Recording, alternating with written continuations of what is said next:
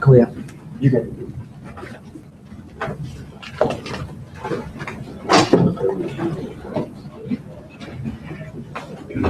Oh wait, this is a lefty desk. Okay, I'm sitting right here. You can always switch it too. Like with, yeah.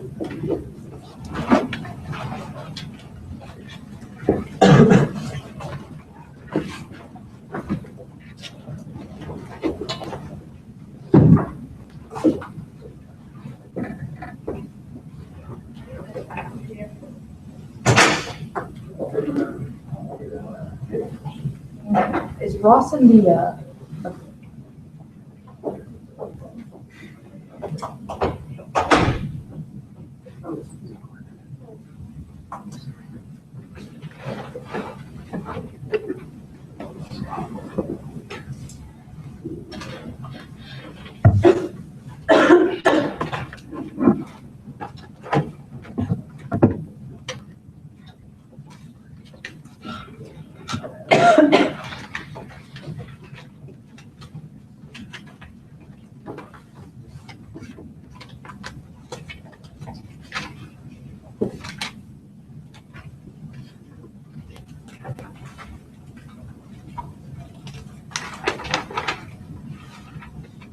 McNamara? Is that, how do you say it? McNamara? It's like there's an McNamara, okay. I'm determined to say it right this time.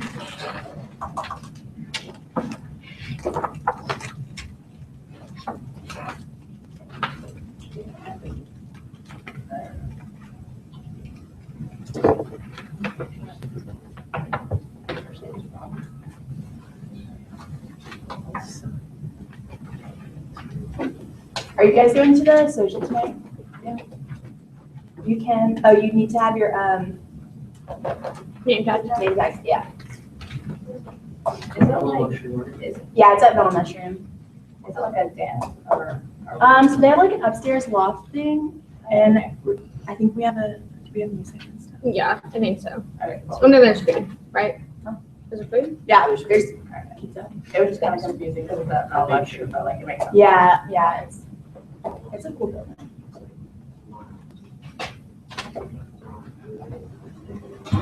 Go back on some of them directives that we just did. Do what? We can't go back to some of them directives that we just did. They're on the screen. Did you have a specific one you wanted to see? On the left, with Goldberg and, Yeah, we can scroll down. I don't want to go make, Yeah, that was the Army in there. Right. I wanted to make, Yeah. I wanted to say something about it because we didn't have the technology back in 1962 for the shoot down missiles that came to our country, so I don't think that should be paid. Not like autonomously shoot down in missiles, but I'm sure we have the technology. No, we had service air missiles that could take, I mean, they're not like advanced now, that crazy, like, nothing could ever get past it. It's still work. Yeah. We did have this. I mean, how do you think, why do you think it's called the Cuban Missile Crisis? Missile. Regardless, crisis will respond like how they see fit anyway. And I have a couple of other announcements. On Sunday, you can wear an almond t-shirt if you have one. And if you didn't order them beforehand, we have a couple on sale for $10 at the bake sale table.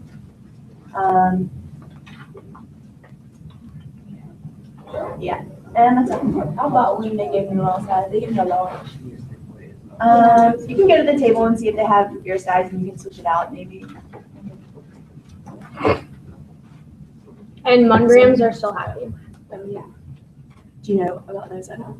I think they're just selling them at the bake sale, and we'll read them out loud. Does everyone like know what those are? It's probably just like. Oh, okay. So monograms are like a little note in candy that you can send to delegates either in your committee or in another committee, and then we hand them out to the committee members. And sometimes they can be like really funny. So I encourage you to do those, and they can be anonymous too. Okay, I guess we'll call roll. Administrator of NASA, Present. and we're still doing the present.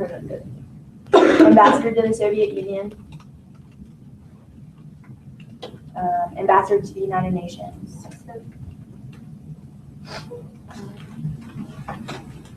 Attorney General. He's what? He's not here yet. He's gonna be. Maybe. I don't know. Oh, did you go to the same school?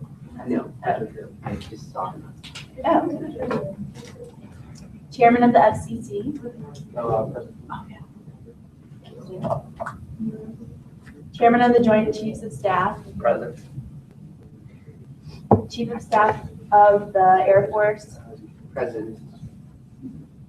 Chief of the Secret Service. CIA Director. President. FBI Director. Present. First Lady. National Security Advisor. Secretary of Agriculture.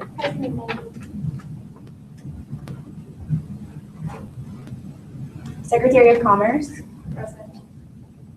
Secretary of Defense. Secretary of Health, Education, and Welfare. Secretary of Labor. President. Secretary of State. Present. And Secretary of Treasury. Present.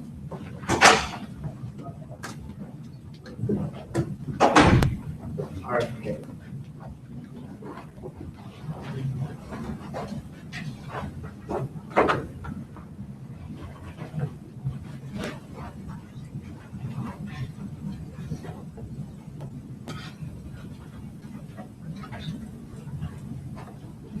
If you guys come in late, just motion to be recognized so I don't miss you on the roll. Yeah. Okay, are you present or present in voting? I'm present.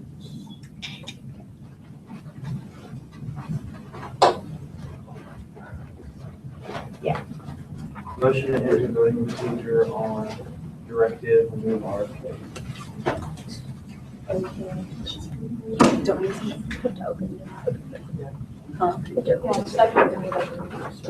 Would you like to motion to open debate first and then I'd like to motion to vote.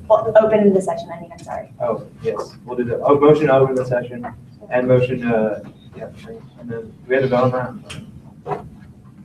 We'll vote on that first and then that other one will be in order. Second, we have a second. All those in favor of opening session? Open session or entering voting procedure? Open session. Yeah, okay, we're now in session. Yes, Minow. Okay, motion to enter voting procedure on directive remove RFK. All rise for President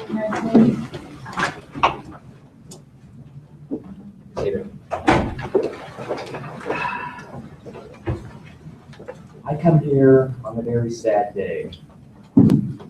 Hundreds of sailors lost their lives in the destruction of the Essex. I declared National Day of mourning for these sailors who died in the line of duty fighting against the Soviets. Now, we've seen some naval skirmishes along the blockade line, but nothing as serious as the destruction of the Essex. And the Soviet Union has yet to contact us with another offer. So, the American people demand answers. They demand, I would say, not retribution, but justice. They demand justice for these sailors that were so brutally killed. So I ask that, given the gravity of the use of a nuclear weapon against a U.S. military ship, you give me something that is specific and something that will please the American people in the fact that it will actually do something against the Soviets, whether this is a demand to them for an immediate, removal. We've already demanded that they remove the missiles, but if they can, anything military-wise, maybe, increasing blockade, maybe airstrikes, maybe something to show the American people that the cabinet and the president are doing their job and that we will not stand for the Soviet aggression. I'll take 3 questions. Steve. So are you suggesting we take action and move into war? I'm not saying to move into war, not at all. This would simply be a preemptive strike of, well, I would say, retribution. Again, we don't need to do specifically a strike, but that is certainly on the table right now, given what happened to the Essex. And the American people, demand retribution against the Soviets, and that's certainly one avenue for it. LeMay. Is the person from the Soviet ship who attacked the USS Essex, is he still alive? Like, are any of them still alive? The people So the submarine fired the torpedo as basically it was being sunk by depth charges.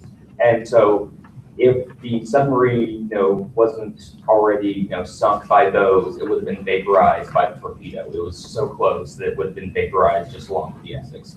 And so we don't know the exact number of crew on the Soviet submarine, but we assume they're all dead. Bucky.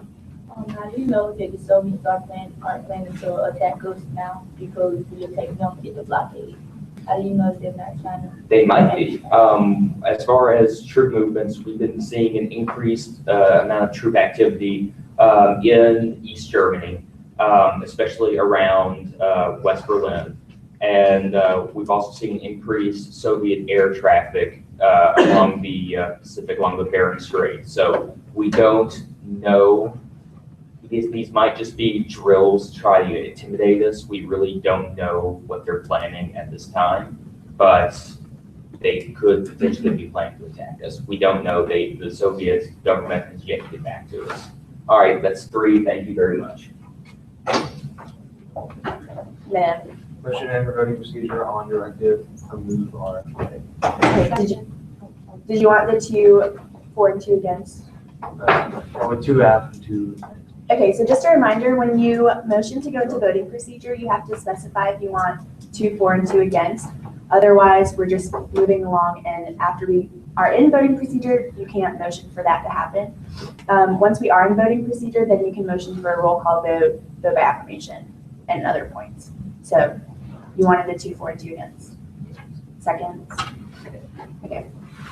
All those in favor of moving into voting procedure for 2 for and 2 against? Just for RFK. Just for RFK. Okay, all those opposed? All those opposed. So we're now in voting procedure for RFK. I need 2 speakers for Minow and Goldberg, and 2 against LeMay and Clemens. Yes. 30 seconds. 30 seconds.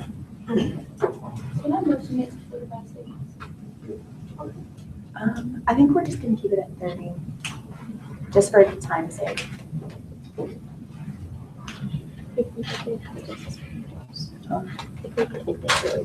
Yeah. Point of order, can I let Goldberg speak first? I don't want to speak second. I don't know how to say it. Can I defer, I guess? I don't know. Sure, Goldberg, you have the floor.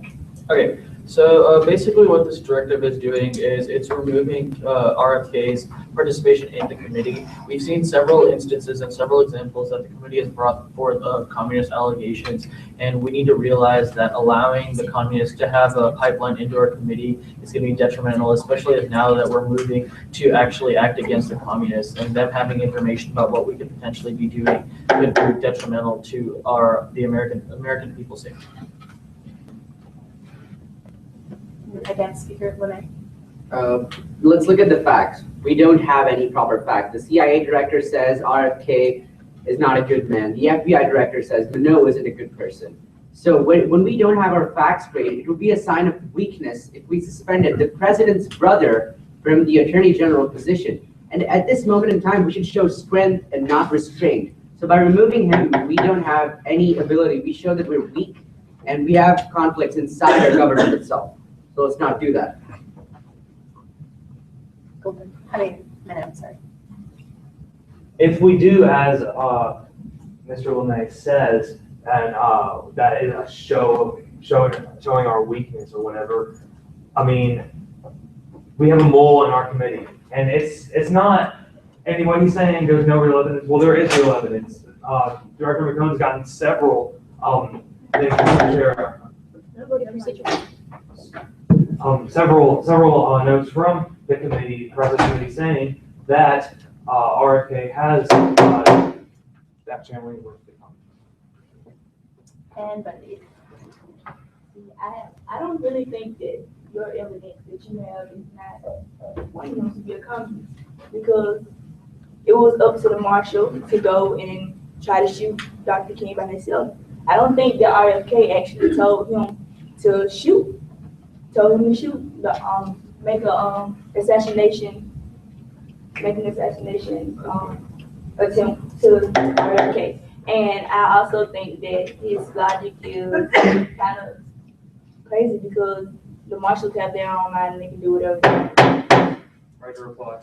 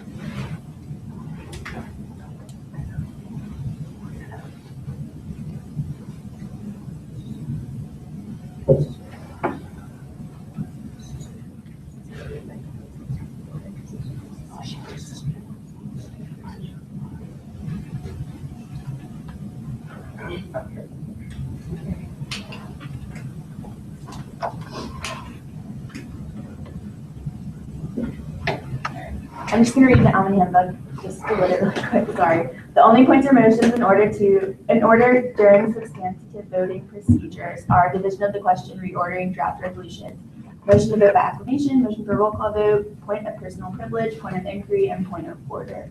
I was on the front. It's okay. Okay, well, are there any other points or motions? Minow? Motion to vote on directive. Just like placard bit? Okay, any seconds? All those in favor? Are we actually voting? No, all those in favor of voting. Sorry, I'll clarify. Okay, so we're now going to vote for directive remove RFK.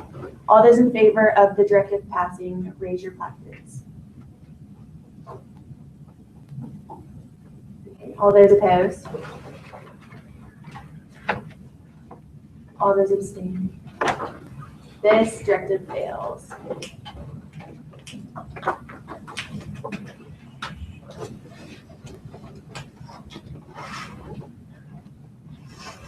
Any points or motions? LeMay. I move to introduce the directive by Hodges, Goldberg, and LeMay. Okay, any seconds? Any other points or motions?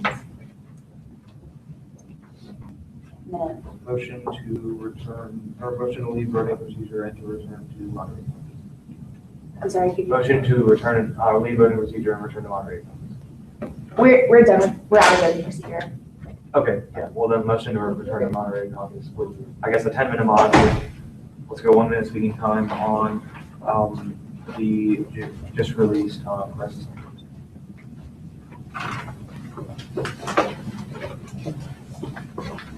Any seconds?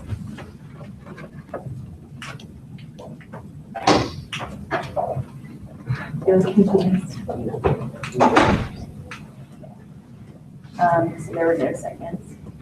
Can you get a second? Sorry. No. 3 seconds. I like the motion to get the directive of Goldberg and LeMay of their missile, about them shooting down missiles. Which one? It's the same directive. The same. It's already. Oh, okay. Is there a name for this directive? We didn't think of it. Well, hey, can you go back to the directive? Yeah, sorry, my computer's moving. I'm talking about the Show other one that they had, the one that we was on the. It's already passed. It's like, You can show strength. Yeah, that's what it is. Okay. Show of strength. you can debate about it, but you're not introducing it anymore. It's already- Okay, so point of order, Yes. Mr. Lane, well, I never have a second, so he does have a second. I have a second for what? Do we have a second? Yeah. I did, a lot of people did. He just clarified the name. Yeah, a lot of people seconded my motion to introduce this directive. Second. Yeah. Okay, all those in favor of introducing the directive? Okay, when or the sponsors have a minute to introduce it.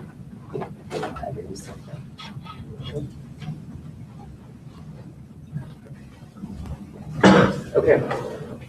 This is what the president asked. He asked for a very specific directive that takes into light the events that have happened yesterday, the bombing of the USS Essex.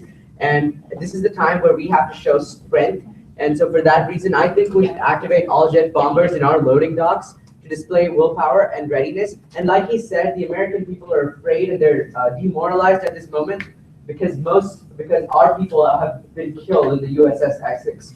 So I think for that, part two, creation of a new command and control system increases the morale of the American citizens. And 3, deployment of intercontinental ballistic missiles show that we can attack Soviets from any part of the world, so we're ready. Like if they attack us one more time, we're ready to bomb them from all parts of the world. And then you can speak for 4. Also, for increase on military budget, I actually have a crisis note from the chair saying that we can now increase the budget and also to prepare, fully prepare for war that we Thank you. You now have 2 minutes for question and answer. Yes. Okay, so how, it says like on 2 of the points that you're going to somehow increase morale of American citizens. How do you know that what you're going to do is going to increase morale? We're going to show them that we're strong and we have a lot of weapons that we can use immediately when they attack the next time. Like we've seen what the adverse effects of the naval blockade. Like the USS Essex has been bombed, but if we do this, we can show them that we're ready and we can destroy them whenever they come and strike us again. Yes. So the last 2 steps are those like just structuring what you're gonna try to do, like so just like I guess is that mostly like bomb shelters kind of? Yeah. yes, basically we have the resources and also from the economic aspect of the approach that we have, we're technically ready for any war efforts. Yes. This puts us in a position of strength, essentially. Like we're ready now if they attack. Like we're not going to be unprepared like when it happened with the naval blockade. So, Mr. Webb. This plan seems to focus a lot on like just making sure that we are, how to say this, able to respond to any further Soviet aggression. What would you be interested in putting in some sort of like amendment for like diplomatic, to have a diplomatic component of this, or because otherwise yes. I feel like Since we're Secretary of Commerce and Labor, that we can't really do any we can't really make radical moves as far as like moving troops or like military wide. However, yes, we're approaching the problem with economic and also concerning welfare, social welfare. One more question. What authority do you have to do this? That's, I mean, because the power to send troops, the power to do all that is in the president, not me. I am the Chief of Staff of the United States Air Force, so yeah, I can decide. Wait, this is a president, it's a Yes. Directive, so we're just, yeah.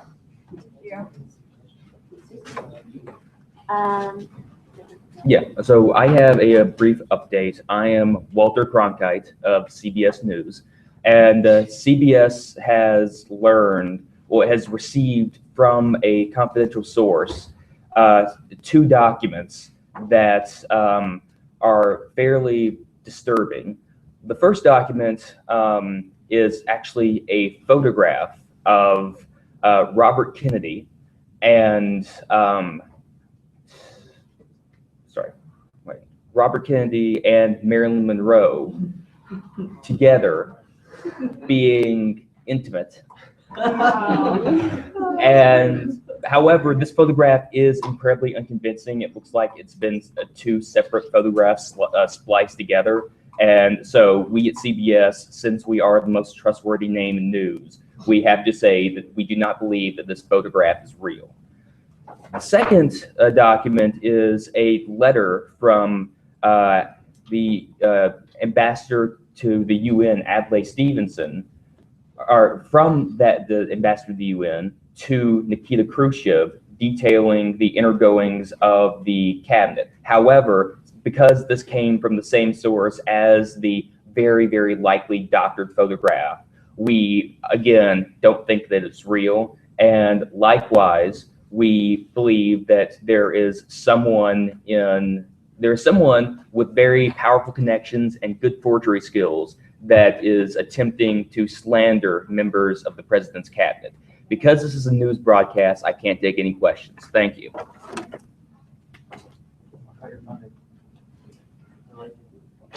Any points or motions?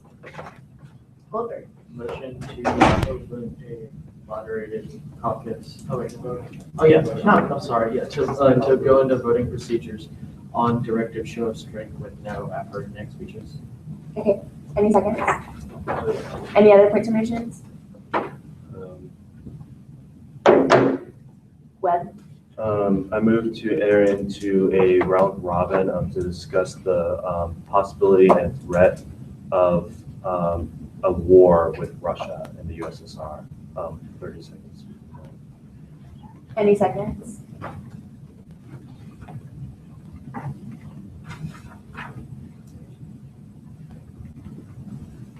Any other points or motions? Minow.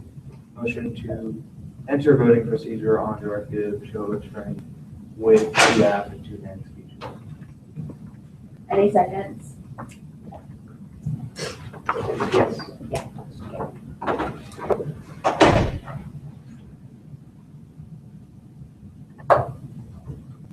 Any other points or motions?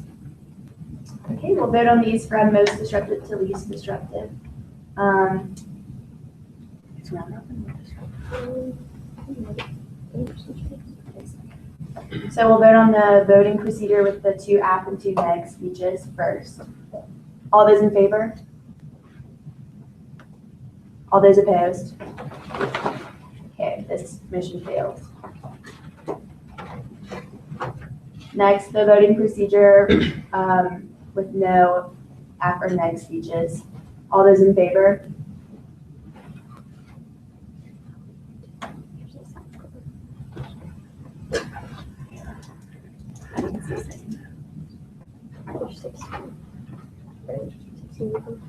How do you count those off? All those in favor of voting procedure for no app and neg speeches, please raise your placards. Okay, all those opposed? This motion also fails. Lastly, round robin, 30 seconds, speaking time. All those in favor?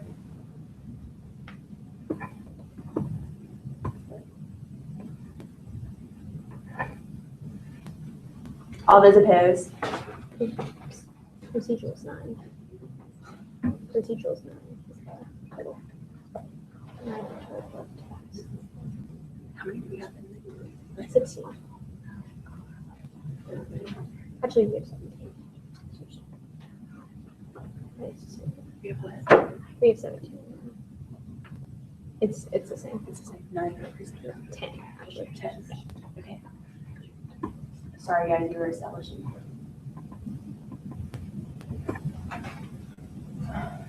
Point of order, what is quorum?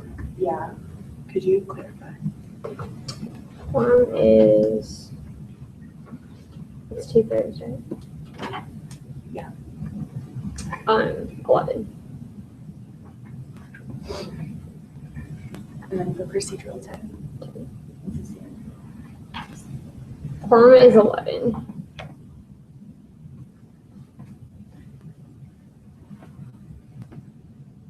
Is it 13 or 16? 12.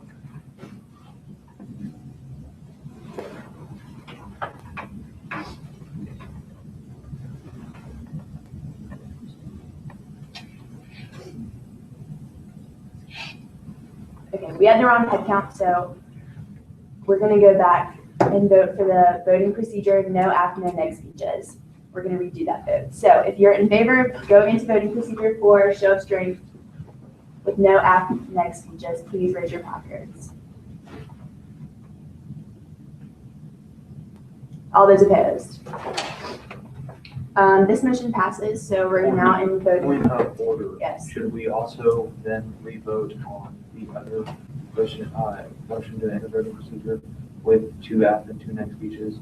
Well, we only had 2. Well, we had to change the form, so I really think that's. It's not going to be a significant enough change.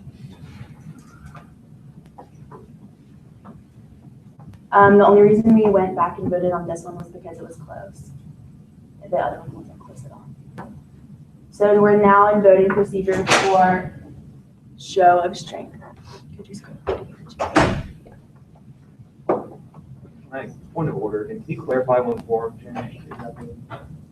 It didn't change, we just, I think it did, it went from 12 to 11. But. no, quorum is 11. In order to pass procedural matters, we need 10 votes. And in order to pass substantive matters, we need 12. So that just changed, that's not going to be applicable to the previous voting procedure with the previous directive?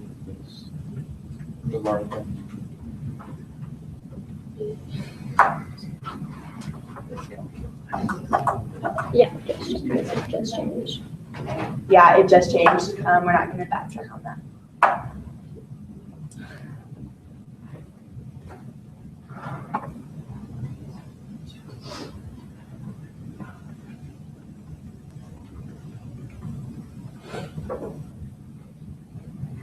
Okay, we're now in regular voting procedure. Are there any points or motions? Goldberg. Motion to vote by placard vote. Okay. Motion to vote by vote of affirmation. Any other points or motions? Oh, is there a second to vote by acclamation? You didn't ask for a second to vote by blank, so you know that for a second. Is there a second to vote by placard? So we'll be. Yeah, just for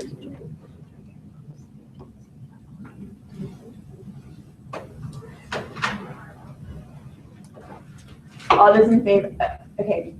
So voting by placard is just our default, so you don't have to motion to vote by just placard vote, but if you want to do acclamation or roll call vote, you have to motion for that. So therefore you didn't need to motion for that, and then we didn't need to have a second.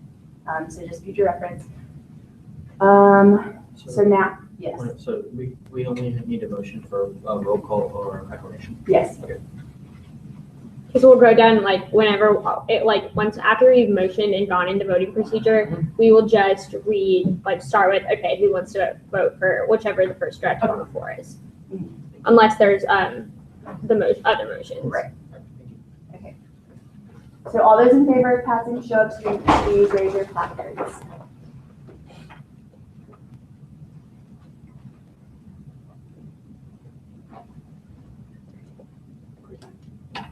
All those opposed? All those abstaining? This directive passes.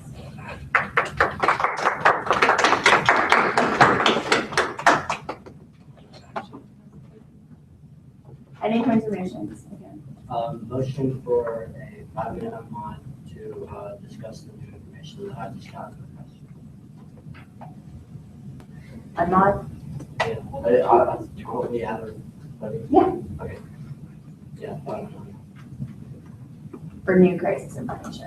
Any other points or motions? Or do we have a second for that? I'm sorry. Any other points or motions? Hodges? Motion to moderate caucus, 5 minutes, half minute speaking time, on the crisis. 30 seconds. Yes. On what was the topic? Crisis. Yes. Any seconds? Okay. Any other points or motions? Already talking about the crisis under normal moderate purpose? What? Like, are we Crisis? already talking about the normal? Never mind. Taylor? Good for a 12-minute moderated caucus, 45 seconds speaking time. Any seconds for that? Any other points or motions? Webb? Motion for a round robin with 30 second speaking time. Discuss the possibility of war and threat of war To discuss war and the threat with of war. USSR. Yeah. Seconds for the round robin. Okay. Any other points or motions? Can I miss you? We're doing three. Doing two right now. What's that? What was the third one? Well, 12 minute on what? 12 minute on 40 seconds for crisis. 40 seconds? 45 seconds. Two crisis. Yeah, update for the directive was just passed. Okay. So, congratulations on the directive you guys just passed. So some updates on that. The jet bombers you requested have been activated and they're ready for use at pretty much any time. The control system for morale, we interpreted that as you want basically, what exactly did you mean by that person who, yeah? So basically, we're trying to show like American people as well as the rest of the world that American people are ready for the war, and we will do whatever to protect democracy and also freedom of rights. So it's through the use of propaganda? Yes. Okay, so yeah, that's broadcasting on all TVs, government-funded commercials, radio, TV, and several billboards in major metropolitan areas have been giving very pro-American, anti-Soviet propaganda to encourage the American spirit against the terrible Reds. The missiles that you asked about, they are already deployed across the nation, mainly in the Midwest and Dakotas, although we have a few on the eastern seaboard and on the West Coast, but they are mainly in the Midwest, because that's where the silos are. As far as the military budget increase that you asked for, Congress met in an emergency session and deemed it acceptable to increase the military budget by 20%. The show of military force that you guys talked about, that was successful. We've had large military parades in Washington, New York, Philadelphia, Los Angeles, and Houston, where there were parades of marching troops who were armed, with their assault rifles and full uniform, tanks, half tracks, and in some cases, a few mobile missile launchers parading through the streets of those cities. And so the American people, based on recent polls, are even more bloodthirsty, and they want, because of these parades, they feel that we can knock the Soviets out. So that they now want war with the Soviets even more, even if that means, complete nuclear destruction. As far as the research on the safe zones in the case of an attack, I assume that this meant in case of a nuclear attack. Based on the research, the safest areas would likely be Wyoming, Seattle, Alaska, and the Dakotas.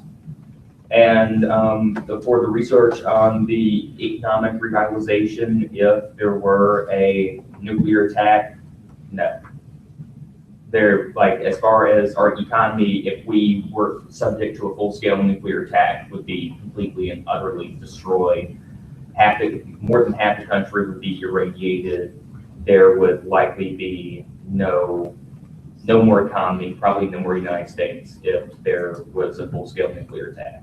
All right, so with that, thank you very much.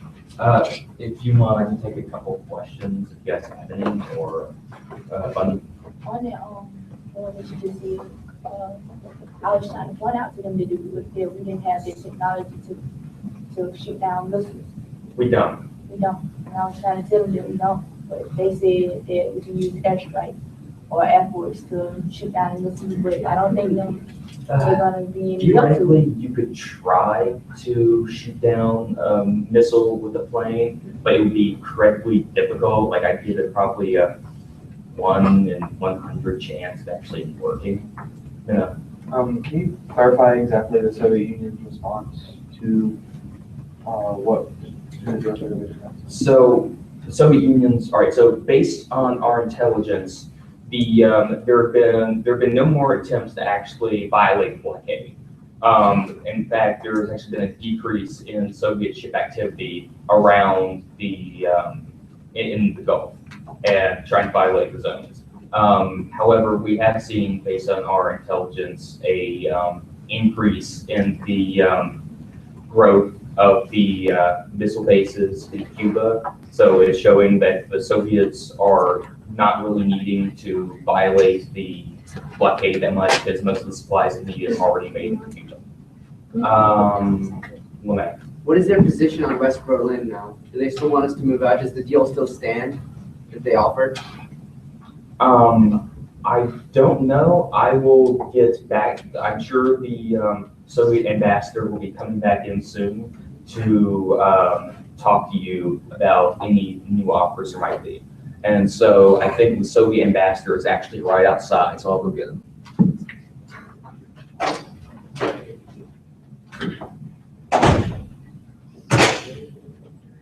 Greeting friends.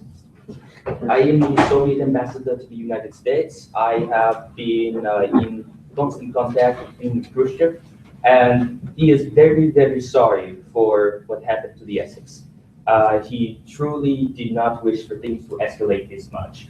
And we have pulled our ships from the Gulf of Mexico, and we are willing to negotiate in terms of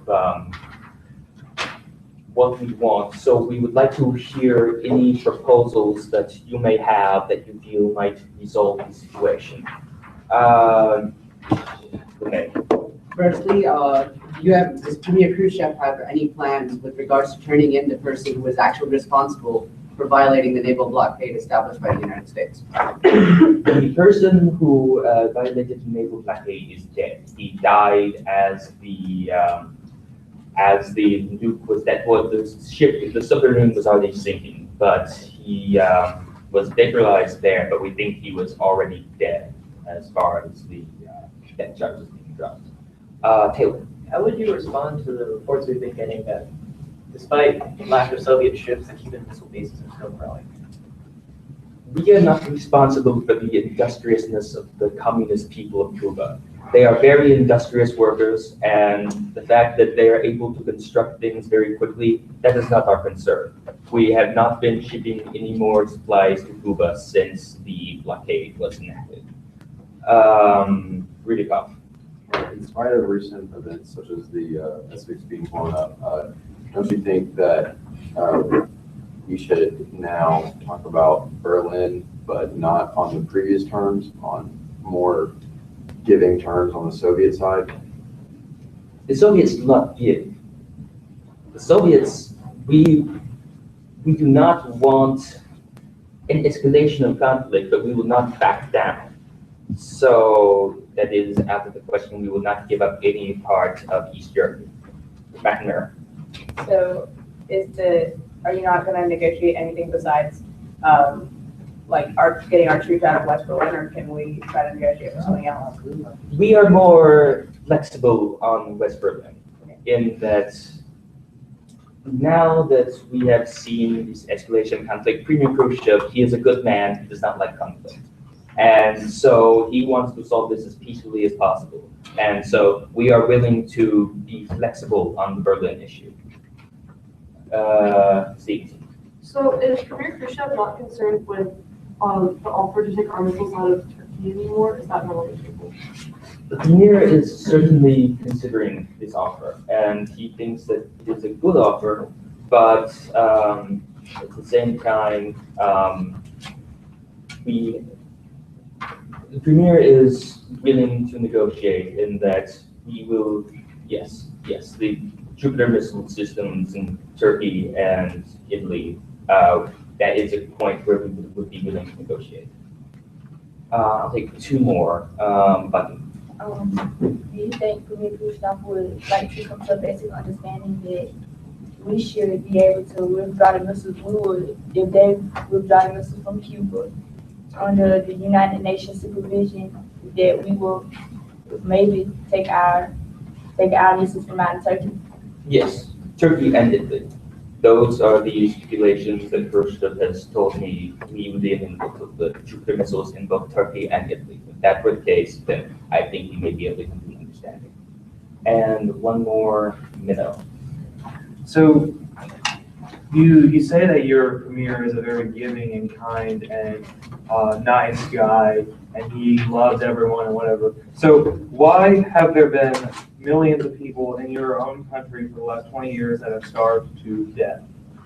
That's my question. If your guy is so giving, why have so many people died? Of course, in some recent, in the years of Stalin, who Khrushchev vehemently disagreed with Stalin, he actually started the process of de-Stalinization.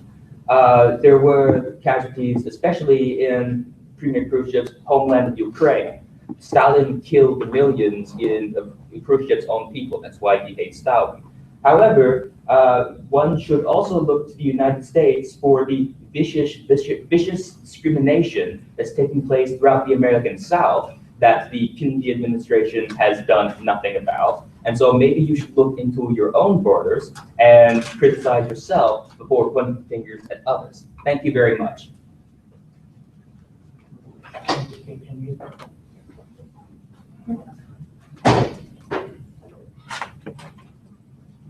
Yes.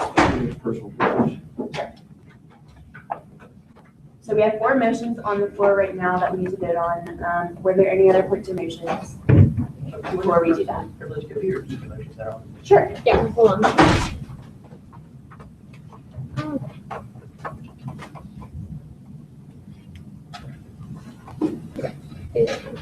Are they in order of? No, I'll read them in order of most disruptive to least disruptive. 5-minute unmod would be the most disruptive, and then the round robin, the 12-minute moderated caucus, and the 5-minute moderated caucus. Point of personal inquiry. Sure. How is the 5-minute unmod more disruptive than a 12-minute moderated caucus? Unmods are always more disruptive than moderated caucuses. Okay.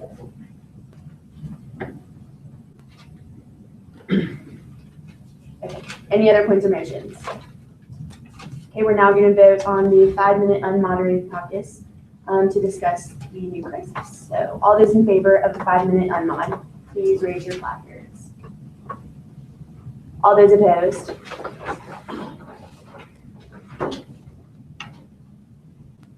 Okay, this motion fails. We'll now be voting on the round robin with a 30-second speaking time to discuss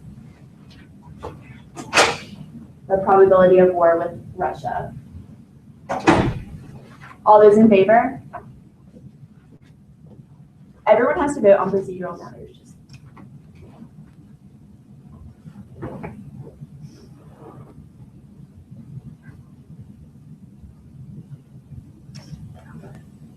Okay, this motion passes.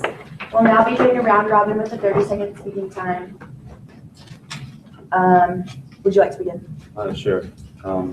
So as we've heard, President Kennedy said that hundreds of sailors lost their lives. I do not believe that we should pursue war, but it is very possible that war might occur. And we have passed a directive to be more prepared for that, but I think that we need to actually start getting a little bit more serious with airstrikes, the possibility of an airstrike, and a little bit more diplomatic pressure on the USSR. I agree with the Administrator of NASA that now is not a time to show weakness, it's a time to show our strength, and that we need to continue our preparations. And I'm not saying we should start an all-out nuclear war, but we definitely need to be ready because it's definitely a possible thing. I agree with both NASA and the FBI that we should also keep trying to use diplomacy first and also begin to prepare American people for the idea of war. Thank you, Chair. I would like to say this is not the time to back down. This is the time we stress our viewpoint and we tell the entire world that we are here to spread democracy and liberalism. And I would like to say that a war is not ideal. However, if it's inevitable, that's what we're going to do. And also, we would also like to negotiate, but however, not on the terms of Russian people. We would like to say that we're always here to protect the internal world interest. Thank you, Chair.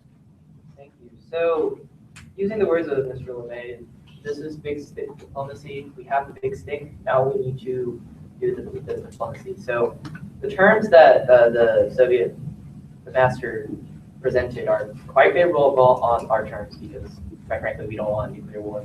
We can do those negotiations in private, not present to the world that America's being continue escalation, but in private negotiations. Thank you. I agree with Taylor. I definitely think we need to figure out negotiations. Our best option right now would probably be to take out the missiles from Cuba in exchange for taking out missiles in Turkey and Italy. But basically, like right now, if we go to war, it could ruin our economy.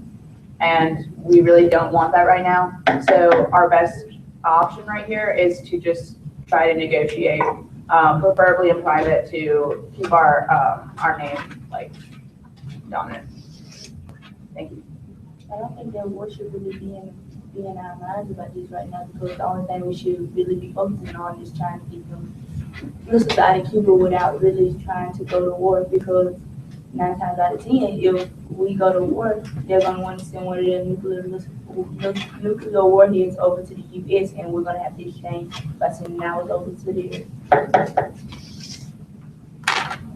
Okay, so I don't know how to say I told you so diplomatically, but I told you so. So as we see, the ambassador came in here and criticized us for not doing anything about Jim Crow, and you guys, this cabinet, shot down my motion, which took a very aggressive stance towards Jim Crow, which is what we should have done. And second of all, we're not going to negotiate with West Berlin because I don't believe that we should give the communists what they want, which is a complete control of Germany and complete destruction of capitalism. Okay, big stick diplomacy is something that's being mentioned here, and I'd just like to say that big stick diplomacy is not a way to go because there's a nuclear bomb. Nuclear weapons enact total war upon citizens and the military. Most wars were fought with just the military, causing only military casualties. This would be a widespread destruction in our homeland. And but most Americans are in favor of the war now because of the multiple propaganda that we've started. Thank you. I agree with the First Lady that diplomacy is the best way to go to prevent going to war because our safety of people when going to war is put in danger. And right now we need to prepare them for the idea of having war, but we do not need to have them in a mindset that they are in current war.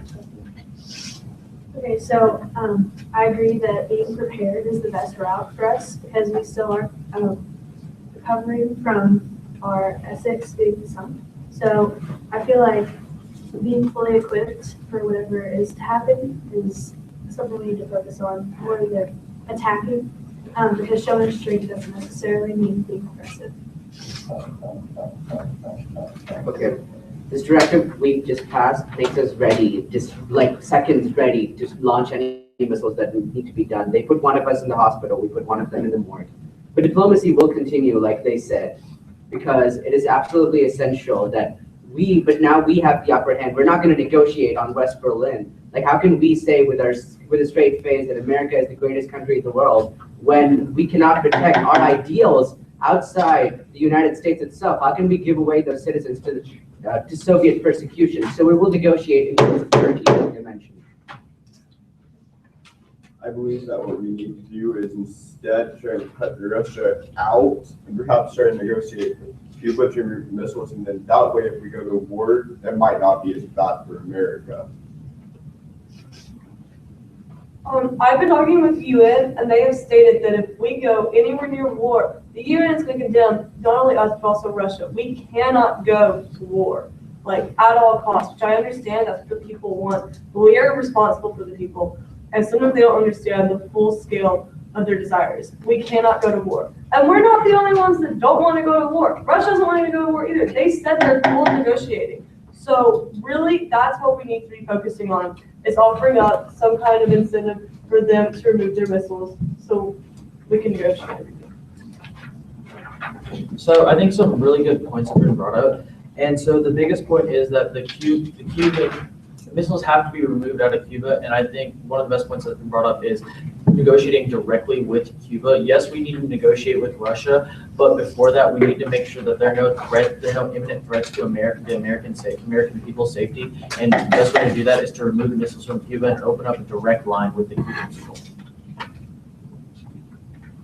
We need to be careful how much we push for war, but as well, we need to be careful how much we back down, because if we back down, like a lot of people have been saying, we're going to be shown as weak and Russia's going to take advantage.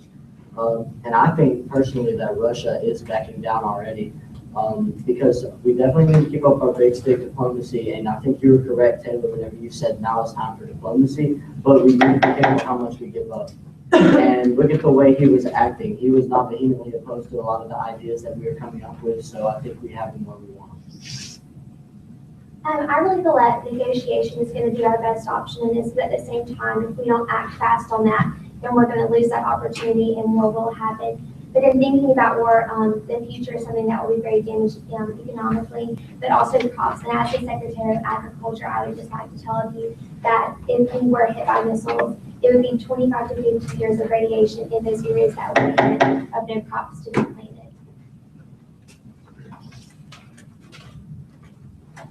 Okay. Any points or motions? McNamara. Permission for a 10-minute unmod to discuss current directives that are forthcoming. Any other, do we have a second for the 10-minute unmod? Any other points or motions? Okay, all those in favor of moving into a 10-minute unmoderated caucus to discuss current directives? Okay, we're now in a 10-minute unmoderated caucus. So basically, okay, we're gonna separate this into private and public. So like in the public eyes, I don't think that it's wise for us to scale back. Exactly. He said remove the troops, but we are not going to remove the troops. It's going to be a single point agenda. They remove their missiles from Cuba. But we can privately assure. I'm just gonna let you guys know that everything that you're saying is subject to being told to communists by this guy. So just want you guys to know. Okay, so we're eventually going to tell them anyway. Yeah. What's the point? This is, we're negotiating. And then they can just like. So we can privately assure them we will go to war because I think that's. Yeah, no, I think cutting out Russia over talking to Cuba is probably one of the best ways to just address them. Because yes, Cuba is the problem, but at the same time, they have their administration and supplies and things like that. We can open up some kind of avenue where we remove missiles from them and we some kind of deal with them that we can remove missiles. Because that's right now is the biggest threat. We don't have the capability. We're going to piss them off even more if we don't put them in the channel. Yeah, we can just talk to all them all. Yeah. Or what we can do is we can create a directive where we all really bring everything. I think we should focus also on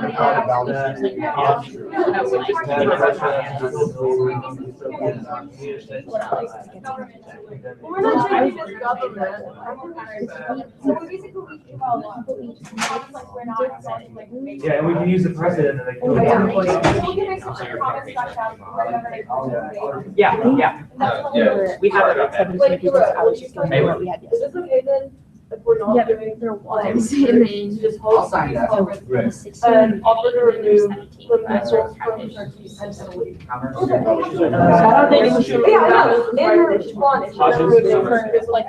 First, they should do it. But that's what they said they wanted, this is what we want. Yeah, they will take. They're backing up. They may still play back. Okay, so we can. I just don't want to be around. That's fine. So on the human side, we can offer some economic Well, and I think responsibility to get them to negotiate with us. We can offer to pull out. But then they also do That's their probably say, the only they thing. were getting mad. Yeah, okay, so the I block, wouldn't just.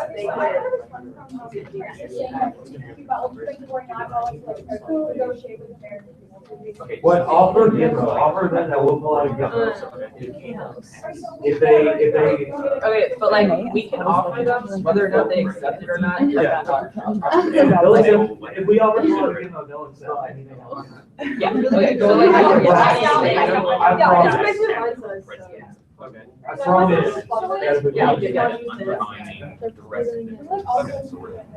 So, okay, so on the human side, we can, like you said, pull out. Yeah, And then just possibly offer. Yeah, let's talk about this. And then, because the blockade, we can resolve that issue. Setting all those up on the table. The Russian missiles have police, the Russian have police. Yeah. So, those are two big plans. They will come to the table if we offer them. Two things. One, we might need a press release saying that, we offer to give. Yeah, we have it. That was the, Russia used a nuclear warhead, and there's not a whole lot to talk about. No, but Russian, no, but those are three Russian officials. Who used to do the work. thing with When you came in here, you didn't like, basically the you didn't endorse what they were doing. It's Like, the- it's there, it's Yeah. there. And then It's the same also- thing that would happen if that, like, if somebody gets a hold of a nuclear weapon and uses it, it's not the government. But we can't. Yeah, forget them. Like, but Khrushchev- he asked me as like the deputy of the FBI for a suggestion. We're just And understanding I that it was wasn't. like, well, we could do endorsement, it this. wasn't an You want incriminating, the fabricating incriminating evidence on Yeah, they were those vaporized. two. And so I did it. It's not an active. And it said, okay, release it whenever you want. Oh, no, like, I mean, we have an. Wait, did we have a, did you put something in there about? Okay, so we mentioned that privately that we He's just during like- negotiations that we won't go into war, but I think publicly. We can issue a press release. Yeah, I'm saying that we're not gonna back down. That's not. McNamara. What I'm saying, like, do we need to come up with baselines of things like we're not gonna. What time do you wanna? That makes sense. We're not gonna back down. Like, not back, like. I was like, Okay, so like that, so does that need to be? I feel like we go till 12, right? Yeah. So what time are you He's gonna? just, like, we don't wanna, we don't wanna back down on Berlin, we don't wanna back down on, the relative invasion, right? As of right now. Oh, yeah, we can't, because we can't back down. Because if we do, so we start to swoop it. So also in regards to the Egypt, I've been, well, I have a bill kind of sort of drafted. So I think we should look at that a little bit more, probably. But that's all. Well, we can pass this directive in the middle of Egypt. It's not a directive, it's a bill to submit to Congress. It's defining discrimination, not allowing discrimination in the federal government, and allowing for lawsuits on the basis of discrimination. Basically, And creating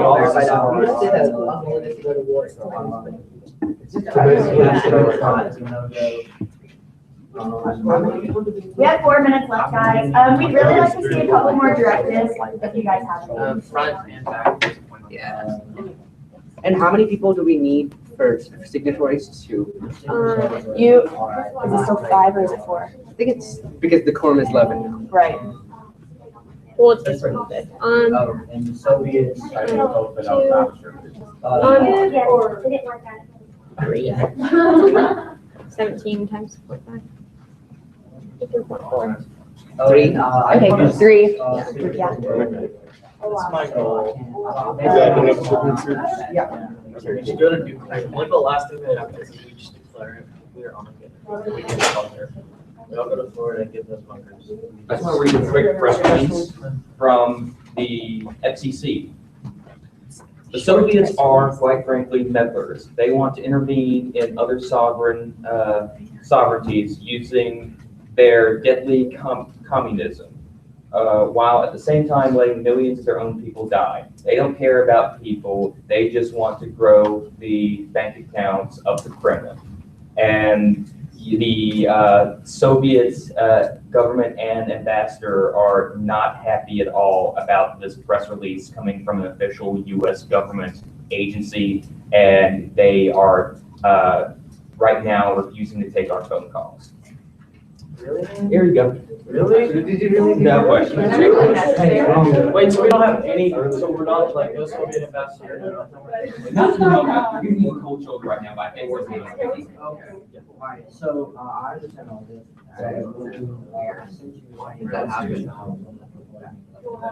Yeah, okay. It was not on me. Good. It was a Wait. sheet of paper. Okay. So everybody's not real with that? Wait, I didn't put the title to my press release. Can you? I will do that. Oh, well, I guess you're gonna say,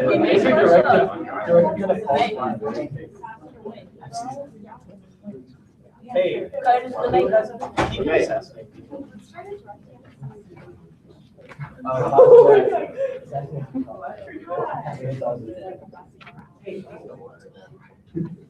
Oh yeah, this is, yeah. Here. Thank you. I titled it. Is the webcam still going on? Yeah. Civil rights Thank act you. of 1962.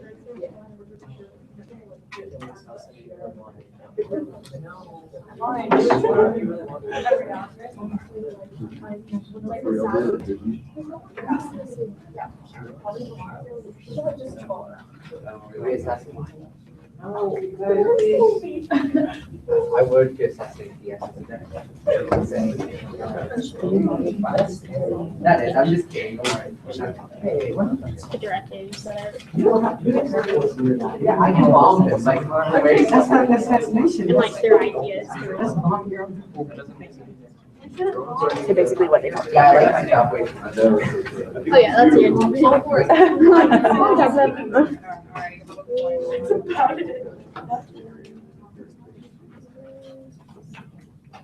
How much more time?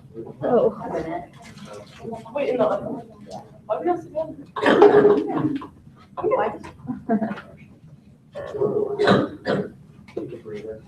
You need more water? Yeah. Yeah. Do you want to get the water? Yeah, I'll do that. Okay. Or I could get someone. We can get some. We'll get someone. I'll text We can do that.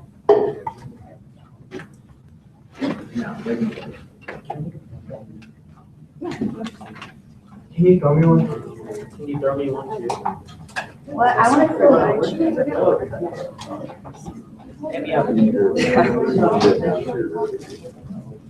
Aw. So now we're so close. Sorry. Anyone else? I don't even know who's that. Yeah. Okay.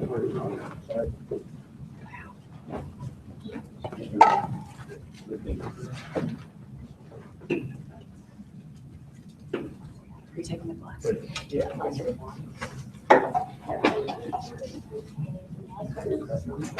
Yeah, I gave it.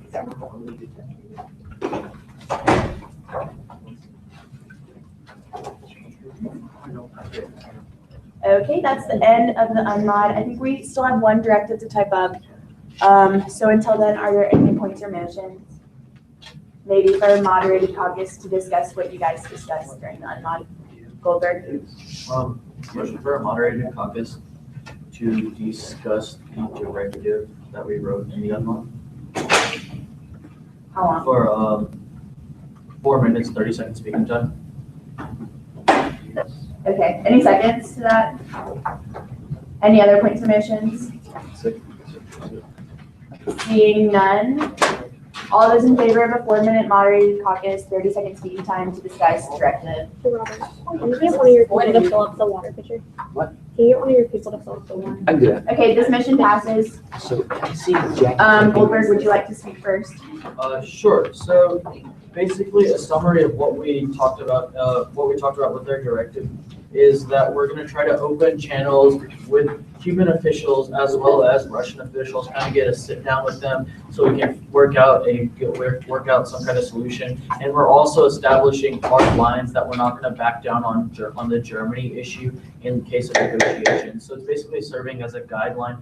It's opening negotiations and serving as a guideline for what we want to accomplish in negotiations. All those wishing to speak? LeMay?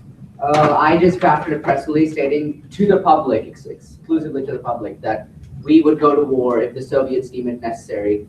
So, but in private, the negotiations will continue, and we will give an assurance to the Soviets that we will not go to war. But this is to appease the people, so. That's all. Taylor?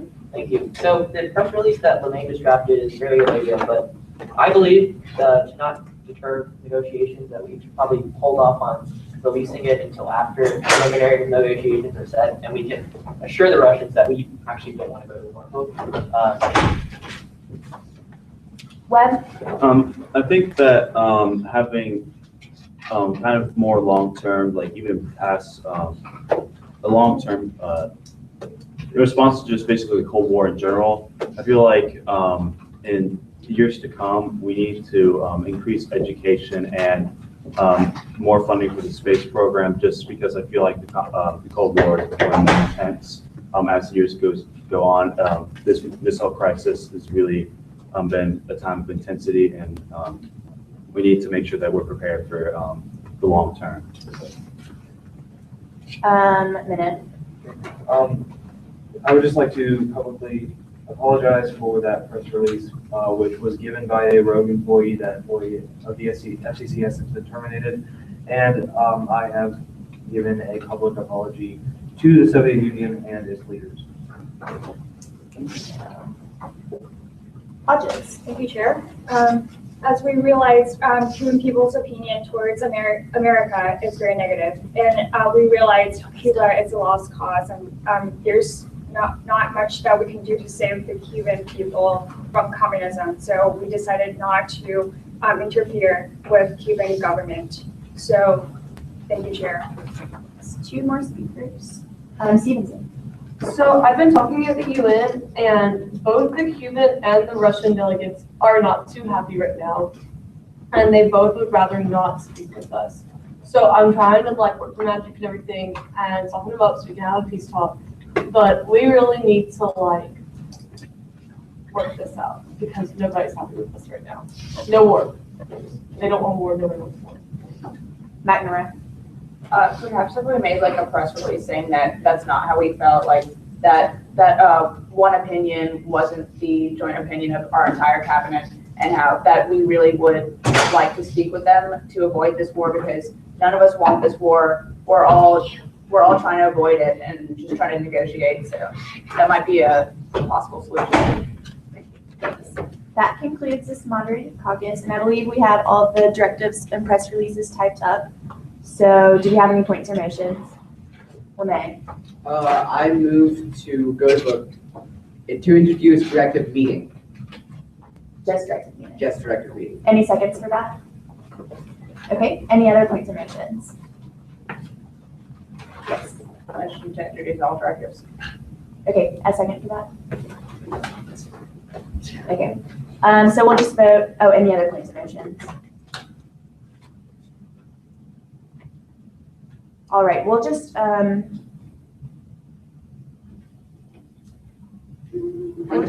Yeah, personal inquiry. Why is JFK a sponsor on this? Jacqueline. Oh, sorry. Yes, my bad. I'm sorry. I didn't know that. Oh. Wait, what? She had that as a divorce lady. Was that right? I don't know. I don't think she No, had they that meant RFK. whole thing. I think that was just for the Kennedy brothers. I think it was meant to be Robert. Oh, there's RFK. It makes more sense. Yeah. Or an F person very close on the keyboard.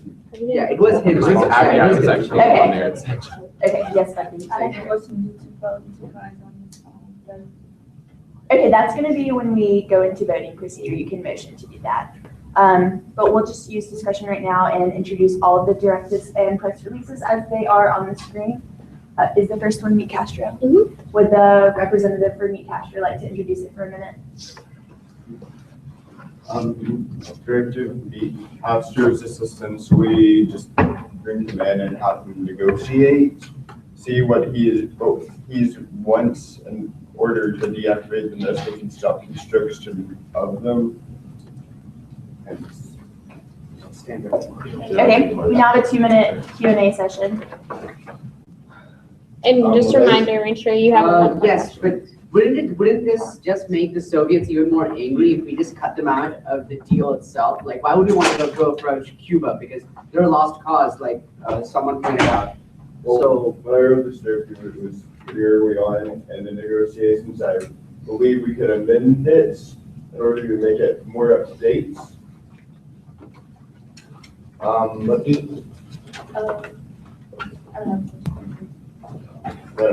Okay, so kind of to go along with what Minow was saying, what is the merit? Like, what would we gain if we were to cut Russia out? Like, what would be advantageous of that? I believe what would be advantageous is because without Russia, I believe we could get more out of Castro if he didn't have Russia's backing, and then we could then perhaps then to remove the missiles without Russia say trying to keep them have them in. Budgets. Thank you. As of right now, I'm pretty sure Cuban people are really pissed off by American people. How can you be sure that they will be willing to negotiate? I can only hope that they will be willing to negotiate. What? So would you be interested in having an amendment not to cut Russia out of the negotiation, but not really to just to negotiate, try to negotiate with Castro apart from Russia, just to see what their opinions are. We don't have to tell. Would you believe that we don't have to tell Russia that we're going to negotiate with Cuba? Yes, I would be willing to amend it to be that way. Indeed. Okay. Do you not believe that the American people would view us as weak if we were willing to talk to Castro? I believe that they may view it as a little bit weak, but I believe it would be the best way to keep a nuclear war from happening. Thank you. Would the representative from War UP like to introduce their press release? Can we do it after the directives? Like, first let's go over all the directives and then come back to the press release. Is there a motion that I can make for that?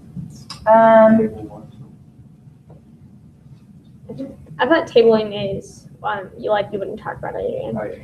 Until everything else. Can we come back to it? Because like, figure it out. We want to finish this and tell the Soviets that.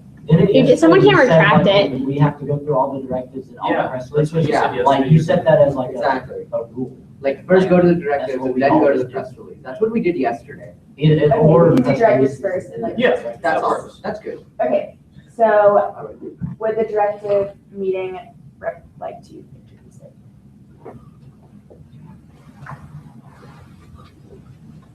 I'll just read it. Privately meet with Cuban officials and Russian officials to discuss taking out missiles from Cuba in return for taking missiles out of Turkey and Italy. This would avoid an outward showing of weakness. Publicly continues the militarization of the U.S. That's kind of more for just to show the American people that we're ready to go to war if we need to. And with private assurance of the U.S.'s unwillingness to go to war in Cuba and in Europe. On the Cuban side, we would be willing to offer economic incentives as well as the demilitarization of Guantanamo / the blockade. Stresses the conditions that will not be argued on. We're just not going to pull out of Berlin, and we're definitely keeping missiles to Cuba. We're definitely not. I mean, sorry, I don't know why that was. Yeah, we definitely want to keep the missiles to leave Cuba. But should these conditions be met, we won't go to war. I mean, yeah, invade Cuba or anything. But. 2-minute Q&A. Yeah, so how are we going to see to it that they are the people who first remove the missiles and then we remove our missiles from Turkey? Like, are we going to see to it that it happens? So on the negotiation table, we can set up some way of a third party moderating this, possibly the UN, possibly one of the more usual countries in conflict. But we would ensure that those negotiations are followed in some way. What is your reasoning behind that this would avoid an outward showing of weakness? So the idea is that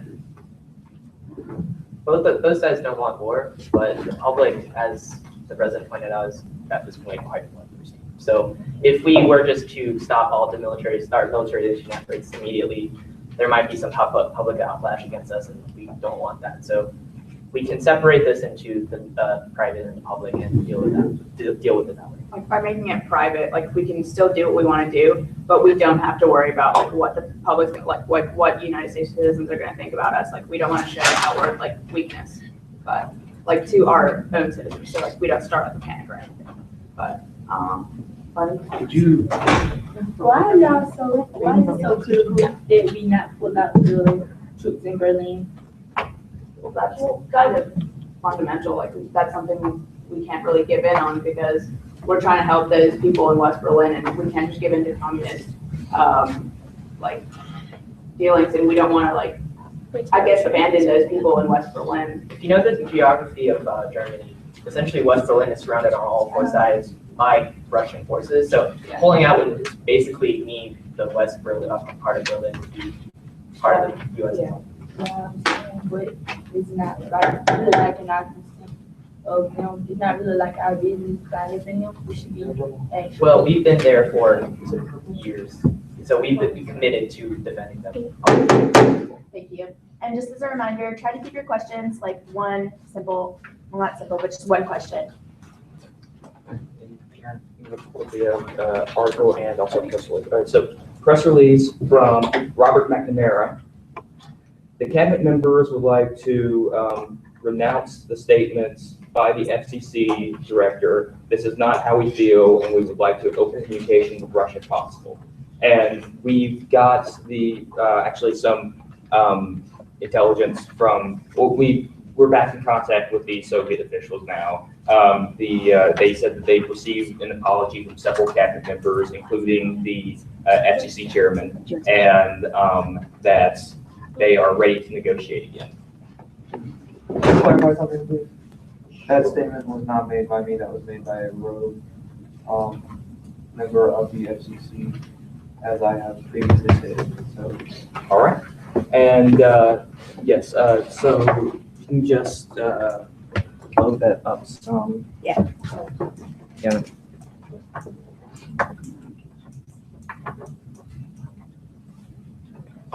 No, too much. Yeah. So I'll read it out loud. A group of American troops were discovered aiding the South Vietnamese in an attack on the North Vietnamese outpost. Several of the soldiers were killed because they were dressed in South Vietnamese fatigues. 3 soldiers are still MIA, and it's suspected that the KGB captured them and is holding them somewhere in the North Vietnamese jungle. It's likely that these great American heroes are enduring harsh interrogations.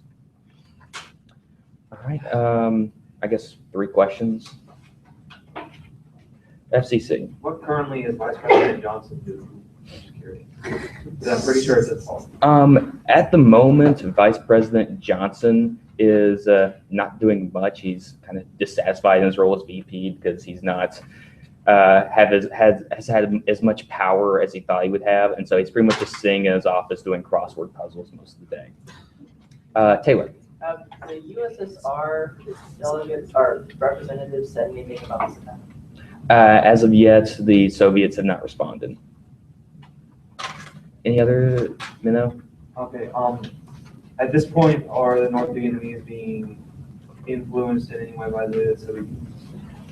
Based on intelligence, they are being influenced by the Soviet Union. There have been increased KGB operations in North Vietnam, and we believe that they are also subsidizing some of North Vietnam's military funding. All right, well, that's 3 questions. Thank you, McNamara. All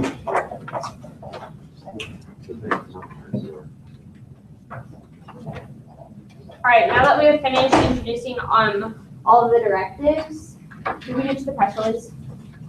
Yes. Okay. So now that we are finished introducing everything, are there any points or motions on the floor? Goldberg. Motion to go into voting procedure on each of, directive meeting with, 2 speeches for, or all the directives, and 2 speeches for, 2 speeches against. All right, that is in order. Do you want to vote on the press release as well, or? Sure. I think we should, we didn't introduce it, so I think we should. You do the officially directives. did introduce it. No, not Okay, and that's it. Okay. Are there any other? Let's finish the directives first. Okay, are there any other questions? Okay. Yeah, can we also amend the order so that we do directive meeting first? Because it's kind of redundant. Well, okay, we'll amend that, the order to do meeting first. Okay. Are there any other points or motions on the floor? All right, seeing none, I'm going to vote on this, motion to go directly into voting procedure with 2 speeches for and 2 speeches against, starting with directive meeting, but vote on all the directives on this table. All those in favor?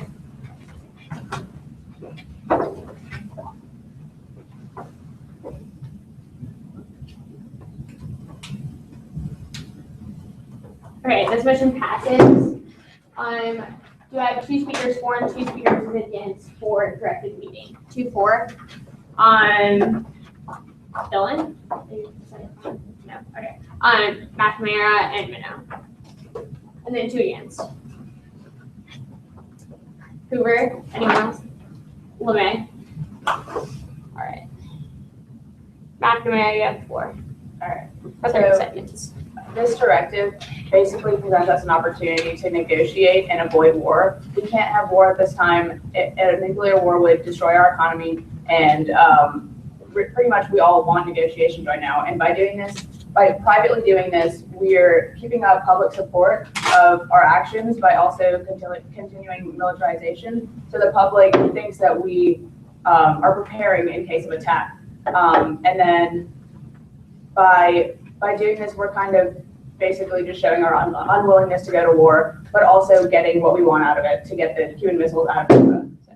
Thank you, McNamara. Hoover, you have the floor for 30 seconds. I just think that as an American people, we should not negotiate with communists. That's our biggest issue. We shouldn't give in to these people and what they're saying. They're not our allies. They're not someone that we negotiate with. They're our enemies, and we don't do something. Because the way this is going to seem to the American public is they're going to see these missiles being taken out, and obviously they want the Cubans out, but they're not going to understand why we're doing this for the communists. So, thank you, Hoover. Minow, you are recognized for 30 seconds. Can I defer to? Sure. Those wishing to speak in favor, Goldberg.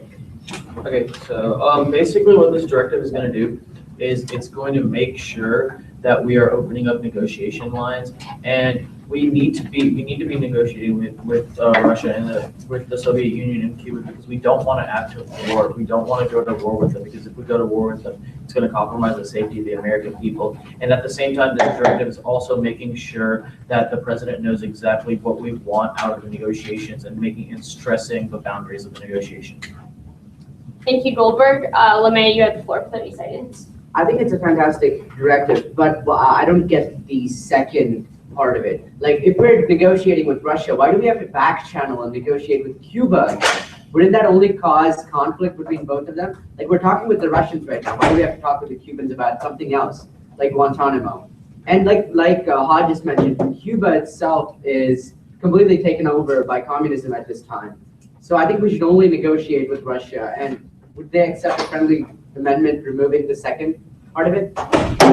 Thank you, LeMay. All right, are there any other points or motions on the floor? All right, seeing none, we're going to go ahead. Do you have? I move to amend, remove. We're already in voting procedure, Okay. so that's not in order. That's fine. Are there any other points or motions before we vote? Okay, seeing none, we're going to go ahead and vote. Please raise your placard if you want to pass directed meeting.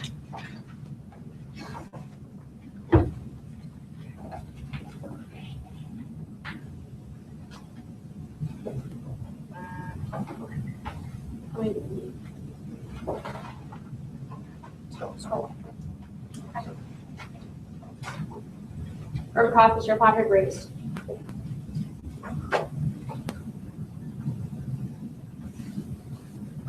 How many do you need? Okay, all those opposed? All right, all those abstaining? Check and see if they're present and voting, because they can't abstain. Were any of you present and voting? I was present. Were you, so not voting, not present and voting? Okay. Okay, this directive fails.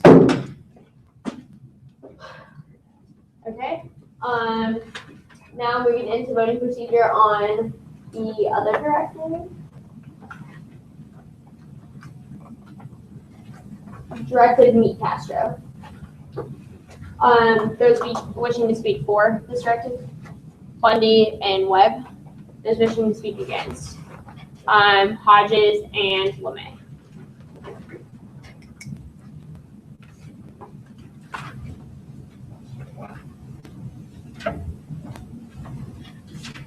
Okay, Bundy, you have the floor for 30 seconds. I know they are mad at us now because of what Minow put in his press release, but what Minow put in his press release, but I also think that that if we were willing to really reach out to them and really negotiate, that they would be willing to do. Delegates, it's not in order to interrupt a speaker while they are speaking. But I think they would be willing to negotiate if you, especially Castro, if we like send some supplies over there, they would be willing to get it because they are in need of most supplies that the USSR. Thank you, Bundy. Do you have a point? Right to reply. Right of reply is not Motion in order. to suspend this. That was not in order. You weren't personally offended during that speech. Hodges, you are recognized for 30 seconds. Thank you, Chair. As of right now, we all realize Cuban people are really, they have really negative opinions towards American people, towards America. I personally do not think it's effective that we talk to Cuba. However, that we should talk to Russia. They're, Decorum delegates, please do not be speaking when another person is speaking. They're the largest threat we're facing right now, and I do think that we should negotiate. However, not, and I personally think it's too vague and it's probably not as effective as just to negotiate with Russia. Thank you, Chair. Thank you, Hodges. Webb, you're recognized for 30 seconds. Cuba already has missiles that Russia gave them. So they are building these bases. And so if we cut them out of the negotiation, they're just going to keep building these bases that are 50 miles south of Florida. And we cannot allow that to happen to jeopardize the safety of America. So I believe that we need to, this is the Cuban Missile Crisis. We need to make sure that Cuba is involved in this. And the part about cutting Russia out of the negotiation is just that we want to negotiate. We could still negotiate with Russia, but we also want to just have a negotiation with Cuba privately, just to see what their view is. Thank you, LeMay, you're recognized for 30 seconds. Thank you, Chair. Russia is already indignant over the ludicrous statements made by the chairman of the FCC, so I don't think cutting them out of the negotiations is a great idea. Just when things are getting better and getting softer right now, we can't go out and cut them out of a negotiation. And Castro doesn't have anything to offer to us. Cuba is completely taken over by communism. So I think we should negotiate with Russia, who have the upper hand in this conversation. So I think two big powers should negotiate and come to a resolution. That's all. Give a point. Right to reply. Right of reply is not valid point during voting procedure. You can speak about being personally offended whenever we open debate during moderated caucus. Motion to suspend voting procedure. We are already entering voting procedure, therefore you can't suspend voting procedure in order to do that. We're in voting procedure. And for any further notice, if any delegates are wanting the right to reply during voting procedure, they must be significantly attacked during the speech, and the right to reply will happen afterwards during moderated caucus. Is everyone clear? Do you have a question? One personal inquiry. So if we wanted to introduce an amendment, why can we not do that during the actual voting? During voting procedure, the only motions and points that are in order are points of inquiry, order, and personal privilege, and then motion for a roll call vote, motion to vote by acclamation, motion to divide the question, and motion to reorder the vote. Those are the only things that are in order, so any amendments have to happen during the debate stage before we actually enter voting procedure. Does anyone have a problem with that? Okay, thank you. All right, all those, do you have a point? Okay. Okay. All those wishing to pass directive meet Castro, please raise your placard.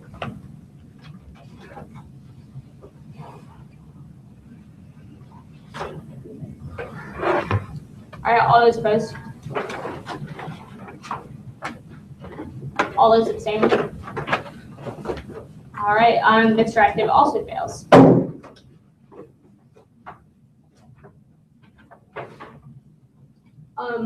Did we motion to go? Now we'll introduce it. I move to introduce the press release for if need be. It's if need be or need be. Yeah. Okay, Minow, give a motion. Motion to be recognized by the chair. That is not a motion right now. Point of order. To be recognized by the chair for my right to Once again, if we resume debate, then that'll be in order. Rupert. Point of inquiry, what happened to the MLK meeting? You shall see. I think Crisis is working on that, so. Okay. Madam Mayor, do you have a question? My motion. Or motion, sorry. Motion to go into a 5-minute unmoderated caucus for directives. Unmod or mod? Unmod, sorry. Unmod. Okay. Are there any other motions? What? Never mind. Okay. So we have a motion to introduce the press release. Do you have a second on that motion? Okay. And then we have a motion for a 5-minute unmoderated caucus. Minow, would you like to motion for a moderated caucus? Well, it was my understanding that you were going to give me my right to reply. I said you could bring it up when we resume debate. Yeah, motion for a 1-minute moderated caucus with a 1-minute speaking time on the fact on my right to reply. Can you extend that time to make it longer? 10 So minutes. there's more speakers. 10-minute moderated caucus with a 1-minute speaking time on the crisis. All right, so we're gonna vote from most disruptive to least disruptive. All those in favor of a 5-minute unmoderated caucus?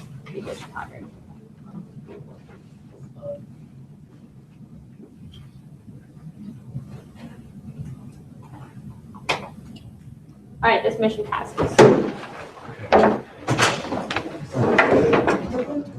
Okay, so a couple of announcements. Everyone listen up. Suspend the unmod for a bit. Okay, so, and this won't cut into unmod time, right? Okay, so firstly, CBS News, it's been leaked to CBS News that the U.S. is planning to try to enter negotiations with Cuba and Soviet Union. Now, I know that didn't pass, but we were at least considering it. That was released to the press.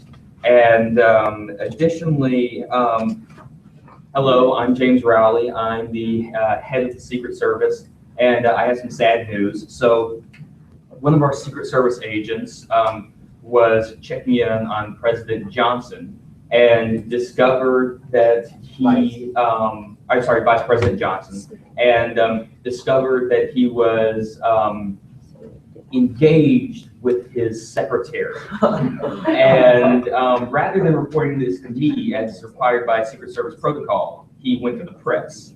And so now the entire press knows that he was having an affair with someone other than Lady Bird Johnson.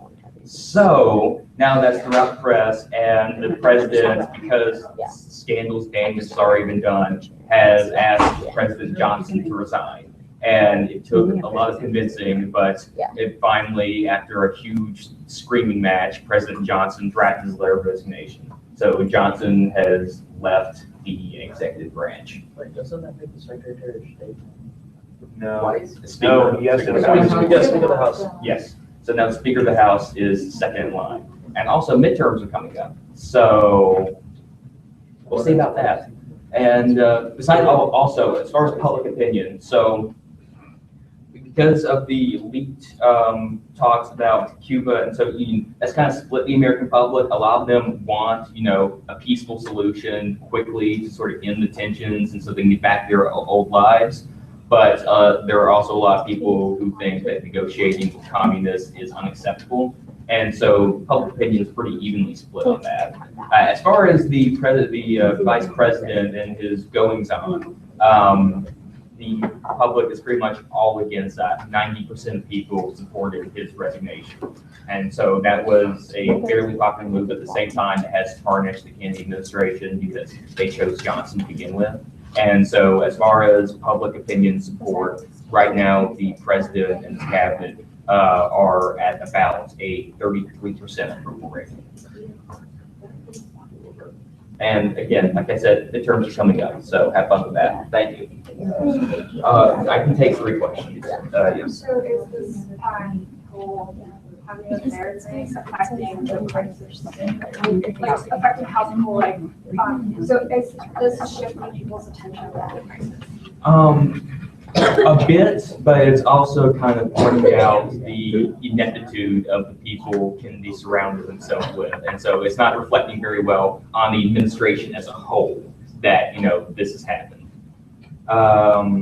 Yeah. All right, so which are the people worried about more, the crisis situation in Russia and the fact that civil rights is so prevalent because which one do they care about the most? At the moment, the Cuban crisis is affecting the entirety of the United States rather than just the South. And so while people are definitely still very, very concerned about civil rights, the threat of nuclear war is certainly more pressing in their own daily lives. But certainly, also I've heard that there was questions about Dr. King. Dr. King has, he's back in Montgomery, he finished his march, and he has heard the request from the cabinet to meet with him. However, he has said that he would much rather meet with the president directly. And so the president is planning after the midterms to go to Montgomery to meet with Dr. King personally at his church and to speak to the people there and to kind of try to assuage their fears and try to come up with a solution. So that's what's happening with Dr. King.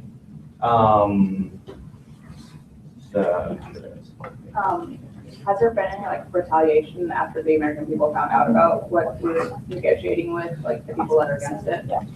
There's been no active retaliation. Again, there have been some pretty scathing editorials in the New York Times and the Washington Post.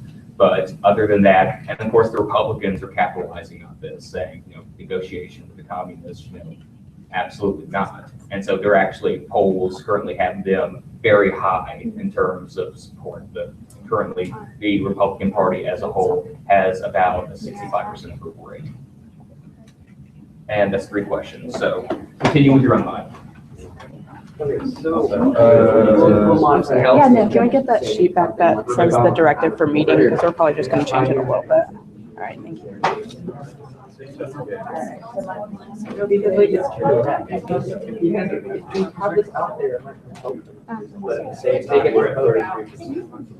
Yeah, but do we want to negotiate? I think it's just based on what you said, we kind of have to do something quickly or. Because we were one short, right? Yes. We were one short, so. If we get that. Right, if we take out the Cuban side. I'll be there. If you take out the We'll take out the Cuban side, what we get. I just got another quick press release. Wait, what is it? Is it something meeting? Press release from Hey, listen up, please. the director of the FBI. Well, technically from Clyde Tolson within the FBI. There's a press release stating that phone conversations have been discovered between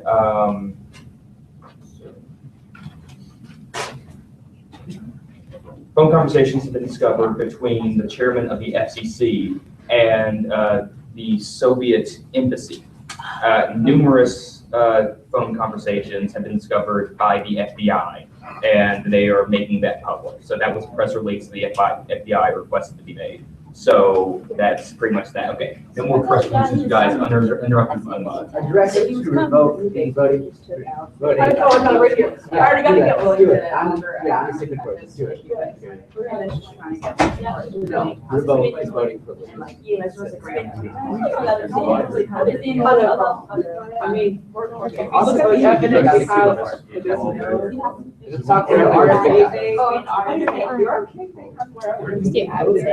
Wait, we have a lot of evidence. But now it's like, any big stupid remarks, so. Okay. Think about it. All right, okay, but back to this. Yeah, this is fun. But like, Cuba, we took that out. So it's basically the exact same thing. Yes, then I'll. Okay, but. Yeah, let's amend it. 1 minute. Yes, I will. You actually. Can I have my first piece? Yes, yeah, that one. Yeah, so, because, okay, so if Russia takes a support from Cuba, it would essentially be like, right? And that's a fight that I think they know that they can. And we have like, okay, so.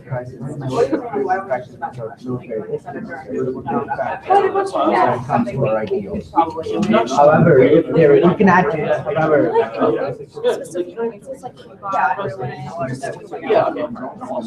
Yeah, right. So it's basically the same directive, it's now meeting 2.0, and we just took out this one. I think it was number 2 on the thing, if that one clause.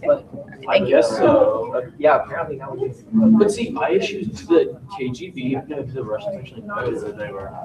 Yeah, they knew they were Americans. Like they were just. Yeah, they were discussing what's possible. I feel like a delegate in there. Yeah. I have to know, so we need to open some parties for I really want my own gavel. not like us involved in Vietnam. Because the Vietnam War never was. It was just like America like always more people until like well, I mean, yeah, it's never. But like once it's like yeah, I know.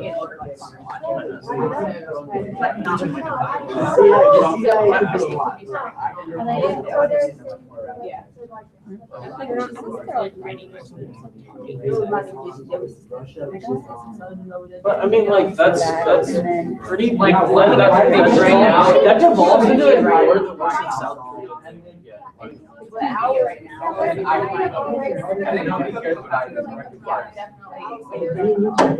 Delegates, please try to make this unmoderated practice the most productive as possible. We want to see substantive actions on everything that our crisis director has announced. Yeah.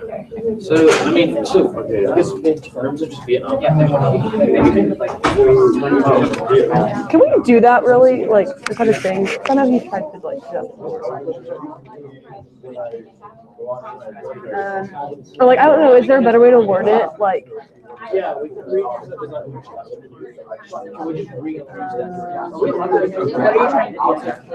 we want to take away all of his like, I don't know. And he's being disruptive, and he went and like talked to communists, and can we just? So do we currently have soldiers like I mean, you can't really remove all of his like you can try to remove like once he advised his committee like remove him from his cabinet, but you can't personally remove his procedures. Those are really permanent. Just like how it is security council, you can't remove him. Okay, because I mean, you could like condemn people sometimes, like where they can't talk or anything. At least that's what someone said they did. So I don't know. I mean, realistically, it would probably be replaced by like the same guy with just like a character. So you can't That's kind of a huge deal. If Congress says Congress can do whatever they say. Okay, I'm gonna change that. Yeah, everyone thank can. you. Can I motion for a 4-minute extension? Yes. Okay. Do we have a motion for a 4-minute extension? Do we have a second? All those in favor? Aye. Yeah, all those in favor say aye. Aye. All those not in favor say nay. Okay. 4 more minutes. I'm just having trouble reading. Oh, you can't forward if you want just give me the general gist of. Castro company.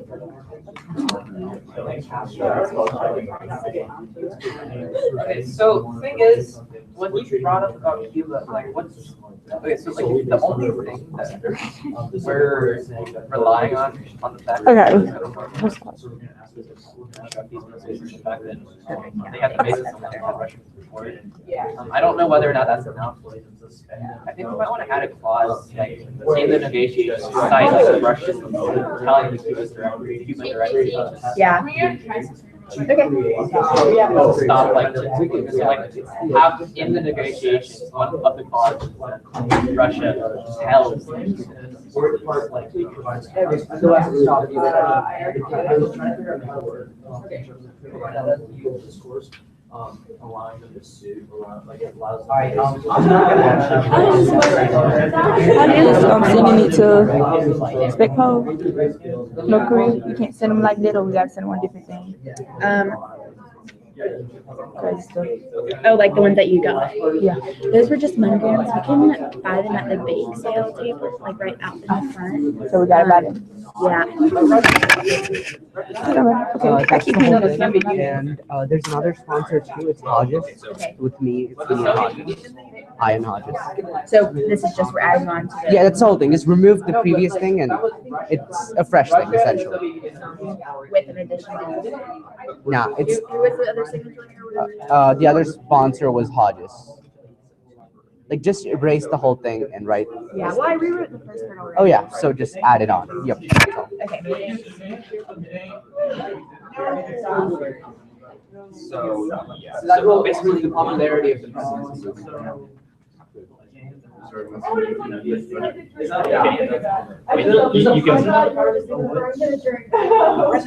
Power, but he wants a directive saying it wants that to happen. Can we organize like a check-and-base system of every employee to show the citizens that we're not, the whole government is not corrupted, filled with idiots? Like, You can do whatever you want, just put in a directive. okay, we'll do that. So, we're not going to. I think we're adding in our negotiation so that Hey, Robert. Russia kind of talks to Cuba directly, so like Russia's actually telling Cuba to like stop doing everything. Me? Yes, yes. Like not setting up a missile center. So wait, are we telling Russia once it's from Cuba? Kind of like so that we don't have to directly interact with Cuba, just because And then the actual deconstruction will be overseen by people. You and the team! So we won't. We want the Russian ambassador. Good job. I think we tried. I'm gonna get this. Negotiation in Cuba. No, the actual deconstruction. Oh, I see. Of the Cuban. Wait, hold on. Yeah. I Go would in. Because like the missiles, is the only thing that would. Right. Unless Cuba wants to leave. Yes, so what's mine? I don't know what's in. We talked to And she's like, they're in class. And I was like, we're trying to call back, like, every field like. Well, I guess we do it, then it can become a bargaining point. We just do it. just like throw that out there. And then that way we can get our troops back. Do we have another? I thought it was like US, like as in like US. Or is it us? Is that the amendment? Yeah. Okay. So did you type it out? Yeah, I'm almost done. Awesome. It's on the other side too. Yeah.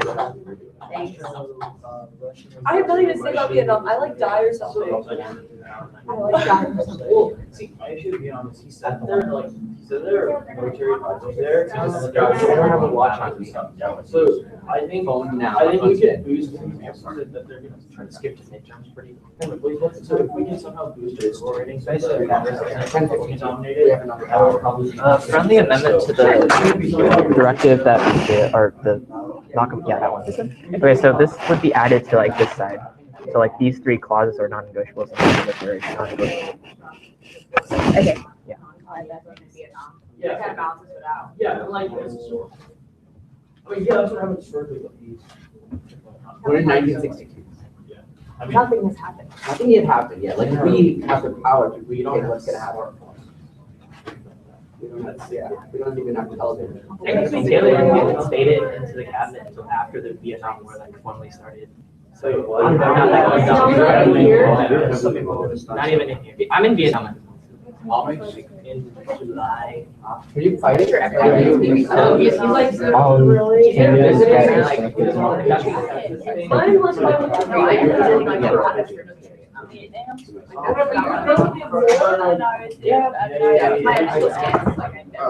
nuclear warfare. In Vietnam, I just that ends this unmod.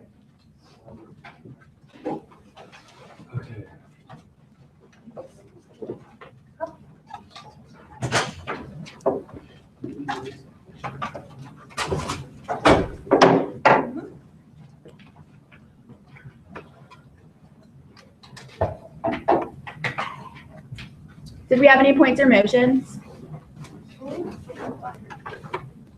Goldberg. Motion to vote, or to motion to introduce the new directive, meeting 2.0. Meeting. Any seconds for that? Okay, any other points or motions? Minow. Motion for a 10-minute moderated caucus with a 2-minute speaking time on the budget. 10-minute moderated caucus. Could you repeat that? 10-minute moderated caucus with a 2-minute speaking time on the budget. Can you amend the 2-minute speaking time to short, please? 1.5. That doesn't add up. How long? 15 minutes, 1 hour. Thank you.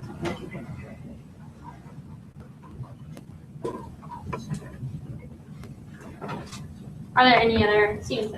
Motion to present the directive remove Minow.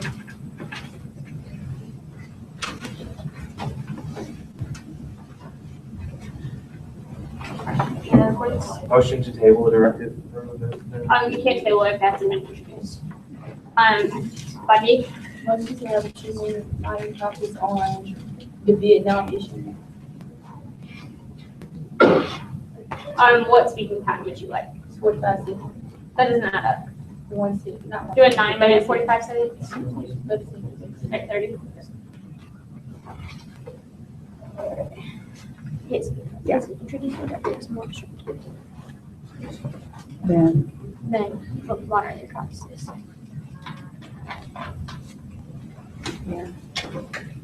Web. Motion to have a 6-minute moderated caucus on boosting Democratic ratings and just recent stuff that happened online with a speaking time of 45 seconds. Did you say what speaking time? 45 seconds. And the topic is?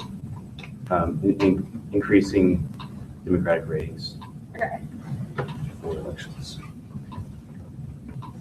Any other motions? Okay.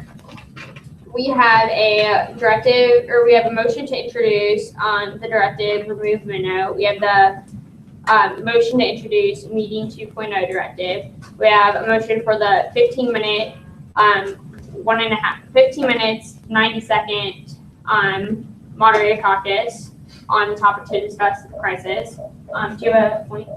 Yes, point of inquiry. Yeah, I was wondering how long do you think it'll be until she finishes the launch? Casey? 2 minutes. She would like 2 minutes. Is there a motion to introduce all the directives? Yeah, that's what I was going to say. Okay, we can just say yours the last if that motion passes. Hello. Hey. Do we have some mungrams? Yeah, George. So, I almost walked into I think a fellows interview, so. Oh. There you go. Like, they don't look like delegates here. Bye. Everyone say bye, Ashley. Okay. So we have a motion to introduce all the directives. Does anyone want to rescind their motion to introduce a specific directive? Goldberg? Retract that motion. Yeah. Both of you retract. And then we have a motion for a 15-minute moderated caucus with 90-second speaking time. Do you have point of order, can we present in order of presented, not order of business disrupted? Can we be recognized for that? What do you mean? Can we vote in order of presented rather than order of most disrupted? No, we always vote in order of most disruptive. And then we have a 10-minute moderated caucus on Vietnam, and then a 6-minute moderated caucus on Democratic.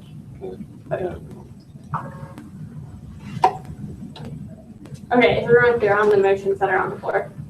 Okay, so we're going to vote from most disruptive to least disruptive. All those in favor of introducing all the directives that are on the floor.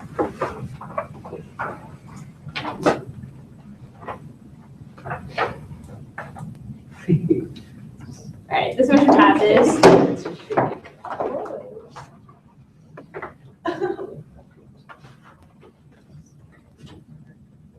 Which one first? Which one is? All right, we're gonna follow the same procedure of doing the 1-minute introduction and then 2-minute Q&A. So the representative for meeting 2.0. What is inquiry? Yeah. We set up an amendment. If you could like type. Yeah. I think I still have to do it. For which directive was that? Meeting 2.0. Okay, so here we go on to remove Minow while that's being typed. Okay, the representative for remove Minow. Motion to table this. It still has not been introduced, and we won't entertain that motion until all of those have been introduced. Minow, you have the floor. Okay, so as everyone is Or just, not Minow. sorry, yeah, everyone has just noticed, Minow has been very involved in this cabinet. And that's great and all, but it's not the best unless it's positive involvement. And as we've also just found out, Minow is not a very positive person. Homeboy's been talking with a whole bunch of communists, and he's been leaking what we've been doing. Now, I don't know about y'all, but that's not very good. And I think that while he's over here trying to pin stuff on RFK and everyone else, he's really trying to cover up his own tracks. And we need to get rid of him now before he does something crazy, like makes it all this even worse. And just, because he's already gone and told the Soviets about all their plans and just, we gotta get rid of them. Delia, can you also read your directive for the committee? So, investigate the scandal and take all legal action to ensure justice. I advise President Kennedy to remove Minow from his cabinet position. Okay. Question answered. Taylor. Point of order, I have my flag up first. You have what? I have my flag up first for questions, so I should be recognized first. That is up to the chair's discretion, Delegate. I'm sure you'll get your chance. McNamara, do you have a question? Okay, we'll break. Oh, Taylor. So seeing how we have to resolve the Cuban Missile Crisis and a possible war in Vietnam, is there a reason that we're bringing this up right now? Well, we kind of wanted to go ahead and make sure that we don't make the Vietnam crisis even worse, seeing as he made the Cuban crisis even worse. So going ahead and getting rid of him now will make the Vietnam crisis easier once we start discussing that. Wow. Would you be interested in amending that to a temporary suspension instead of just completely removing him? Yeah, that'd be cool. Okay, just maybe like, yeah. Yeah, can we see that? Are y'all going to be in this? Yes, temporary suspension is good. Yeah. I'm just spin it on paper as a friendly amendment. Okay. No. Sorry. I was just making sure, a minute, yes. Okay, yeah, no, you weren't making sure. Okay, anyway. So, what evidence do you have other than the word of an FBI director who is obviously incompetent and is terrible at his job? I mean, what does he even do? He had no right Delegate, to please. he had no right to wiretap my phone. What grounds do you think warrant any of this? Because there's substantial evidence now that the FBI has been faking these records. So what evidence do you actually have? What that is not what substantial evidence do you have? We have the evidence from the FBI, which is uncredible. Thank you. You have the chance to answer. Do I have to? Can anyone else answer? Yeah, I had to answer last night, so yeah. I mean, she just answered your question, and it pretty much was. Minor professional inquiry. Can anyone else answer? Are you guys volunteering? Or No, is it not really. I mean, we're out of time anyway, Okay, that's so fine. let's That's just. cool. Yeah. Okay, moving on to Director Castro and Co. to the White House. If sponsors want to come up and present. You can just add this.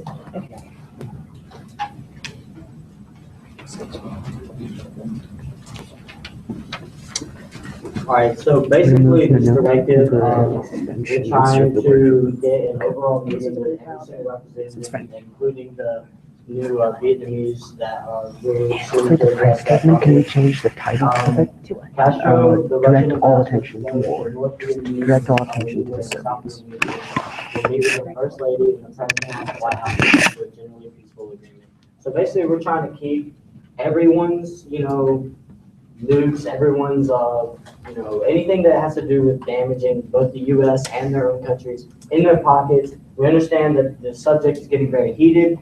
And we understand, especially now that we are talking about removing one of the cabinet members, that, we might want to worry about the most peaceful thing rather than rushing into something. So we're trying to keep it, not let it get on the brakes and keep it calm.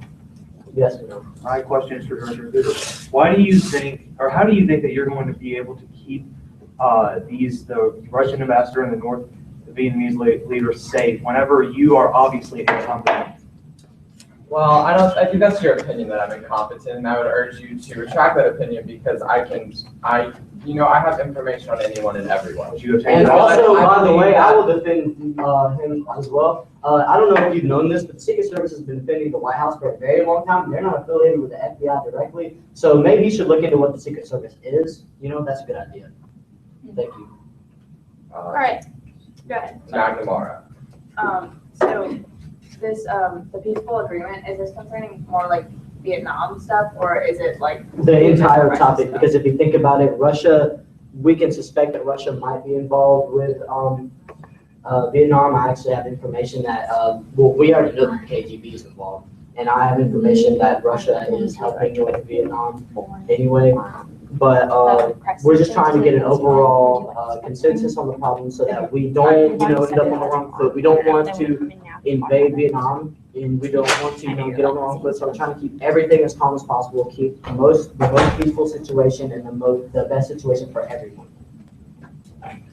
Thank you. So you're basically eliminating some cabinet members from attending the event and discuss a potential solution to the problem? No, the only people that are going to that event are Jacqueline Kennedy and the president, who regardless of what we say, it's his decision anyway. And we just feel that the First Lady, who is the one who devised the plan, and the president himself, who has the ultimate power over this cabinet, should be there to represent our country. But I mean, so the approach. Delegates, one-part questions. And there's 5 souls left. Sorry, Corey, I haven't actually asked my question yet. It just kind of cut me off, so. I haven't actually asked. You asked whether or not we were cutting off you're cabinet eliminating members. But my question is, there's also economic approach to the problem. How are you going to address the other parts? Well, I mean, you might want to ask the president how he's going to address that since he's representing the entire country. Okay, that's all. All right, thank you, delegates. Delegates, I just want to remind you that this is a professional atmosphere. We're not here to attack others personally. We're not here to step out of line. So please keep your comments to an appropriate standard. And the next time that someone is being very personally offensive in this committee, there will be consequences. Thank you. All right, that being said, do we have anyone, is Directive Meeting 2.0 finished? Yeah. Casey? Yeah. It's done. What's the last word? What is this? That question. It's the UN. Yeah, it's UN. Right, representatives for Meeting 2.0, why don't you come up and present?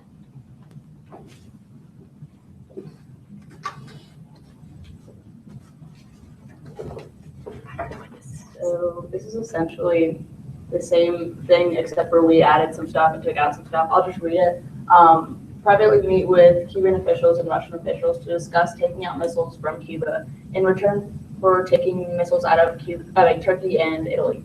This would avoid an outward showing of weakness.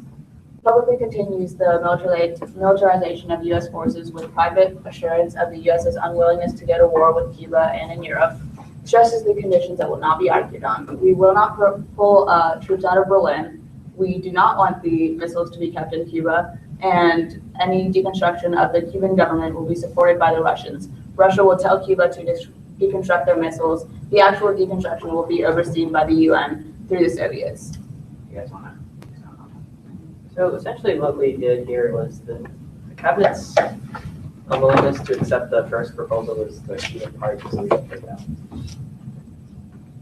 All right, thank you. 2-minute question and answering. And just a reminder, delegates, when you ask a question, make sure it's a question, not like a long speech or a point. Don't ramble on. The point is to ask them as many questions as possible within this 2 minutes.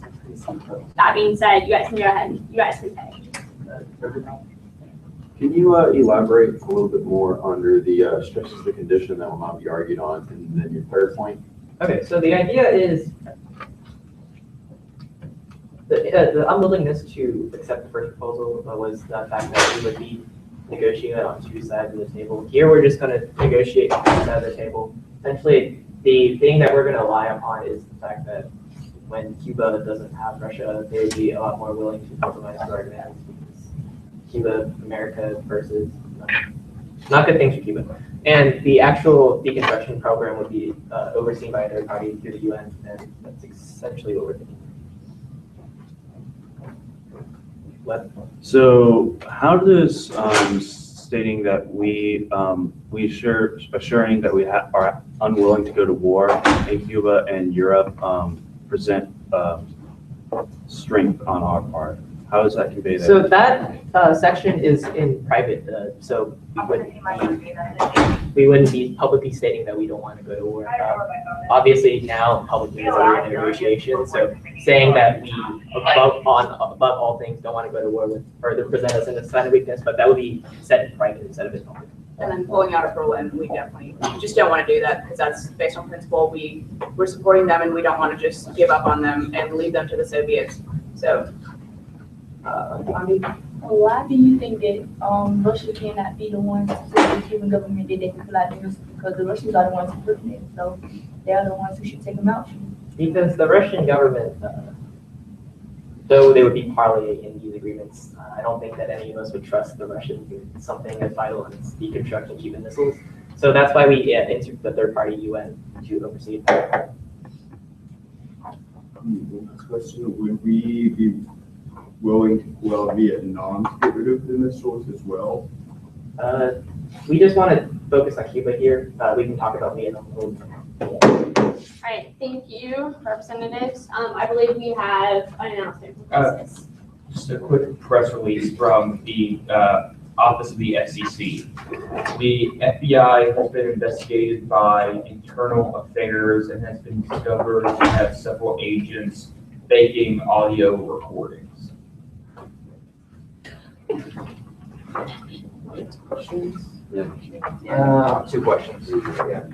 So is that like who investigated that, and is that like? Well, actually, no, I can't get a question like because it's not what we wrote. It's what Internal Affairs, or sorry, what FCC wrote. I just read verbatim what FCC said. So the specifics of that, I have no idea. So literally, he created it himself. The entire thing is what you just said. He wrote that himself. I read verbatim what he wrote. Okay. So therefore, you had nothing to do with that. I just wanted to be sure that we're on the same page. I can neither say one way or the other.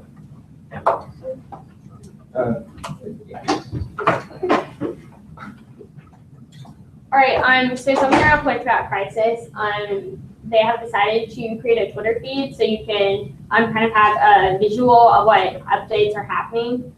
This will just be supplemental to the updates that they actually come in and say. Do you have a question? Yeah. So does that mean we can take that off? No. The Twitter feed will be on the board. Okay, the Twitter. Okay. And thank you for reminding me. I saw during Unmod, some of you had your phones, it's not acceptable. the only time you have technology is when you're not in committee at all.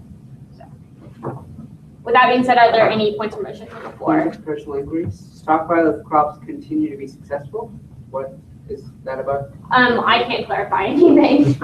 Okay. That's good. Apparently, we're stockpiling crops and they're being successful. So I mean, interpret what you will. Whenever, Let's go. See, yeah. That's the agriculture right there. yeah. There you go. Let's get some.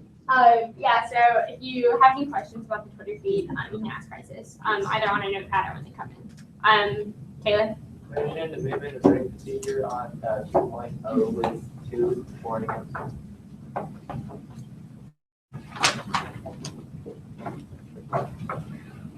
Okay, are these all motions? No.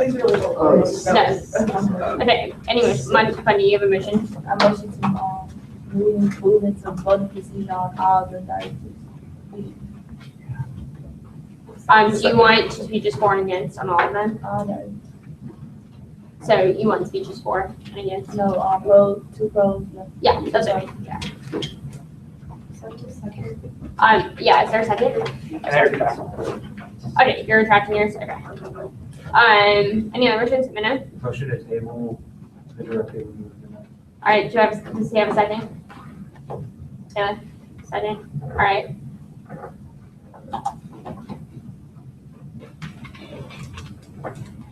Are there any other points or motions? All right, we're going to vote on most disruptive, the least disruptive. I believe that going into voting procedure, most disruptive. So all those in favor of going into voting procedure with 2 for and 2 against speeches on all. All right, this motion clearly passes. Now we're entering voting procedure. Will you solve crisis? Okay. So we're going to vote on order in the order that's on the screen. Who wants to speak for lead procedure? Hodges and McNamara. And then who wants to speak against? McCarn? Anyone else? I'll speak. You want to? Sure. Okay. All right, Hodges, you have the floor for 30 seconds. Thank you, Chair. As of right now, we all come to agreement that we should have negotiations with Russia and Cuba. And however, that we realize we should not show the world that we're weak. And that's why we're doing the negotiation in private. And in public, we're still stressing our point on democracy and liberalism. And I would like to say this is the best solution to the problem. And I would encourage all of you to approach the problem more peacefully. Thank you, Hodges. McCarn, you have the floor for 30 seconds. Well, I generally agree with the idea that we do need to get a meeting across so we can get, everyone's opinion on it. I feel like the president needs to be not only at this meeting, but the leader of this meeting, which is why I would rather support mine, which is Castro and Company. And also, I feel like specifically, it's not only the Cuban crisis that is the problem now. We have possibilities of the Vietnamese crisis. If we went slow with the Cuban crisis and look where it is now, if we go slow with the Vietnamese crisis, we could possibly end up in the same situation. Thank you, McCarn. McNamara, you are recognized for 30 seconds. So I think it's important that we focus on Cuba right now. We can get to Vietnam later, but this directive basically presents a way that we can negotiate, avoid war. Nobody really wants war right now, and it'll show, like, publicly, it'll show militarization of the U.S. in case something happens. So to gain support on the public side, but privately we'll be negotiating, doing what we want. But we're also stipulating that we don't want to pull out of Berlin. We can't abandon them to the Soviets, and we definitely want to get the missiles out of Cuba. Thank you, McNamara. Webb, you are recognized for 30 seconds. So I believe that we had already had a directive that offered this basically the same proposal to Russia and Cuba later, which was basically just to remove they removed their missiles from Cuba, we removed our missiles from Turkey and Italy. So we already have basically the framework already passed. And the second thing is that I think that just the language about stressing the conditions that will not be argued on. I think that if Russia and Cuba. Thank you, Webb. All right, now we're going to vote. Are there any points or motions before we do back to work? Okay. Seeing none. All those in favor of passing directive BD 2.0?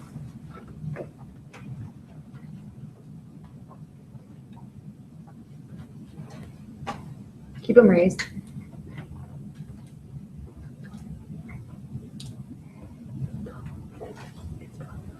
Okay, all those opposed?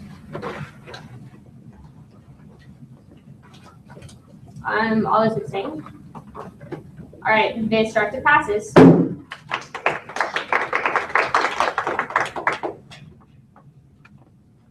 All right, now we're going to vote on the directive for moving Minow. Yeah. Motion to vote on the directive for Minow by voted acclamation. All right, that is in order. Does he have a second? Second. Which one's acclamation? Acclamation is when everyone says aye before nay. One person says no. Yeah. Doesn't pass. Yeah. Correct. So if one person says no, then it fails. All right. So I'm not seconding. you're not seconding. Does anyone second? Taylor seconds. Okay. Do we have to vote by acclamation? Do we have to vote on acclamation, or you just? Let me check real quick to be sure. We have to vote how we vote. Yeah, let's vote to vote. Because we did it before, remember? Because he tried to do this with someone that can. Yeah. Okay. So. Okay. So. I rescinded Okay, I'm going to read this verbatim from our rules.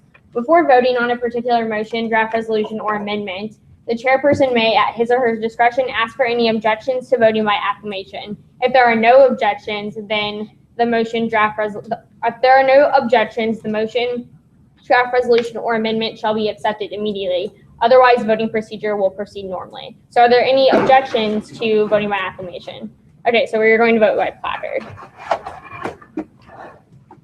Okay, all those in favor for passing directive for Motion to suspend on procedure.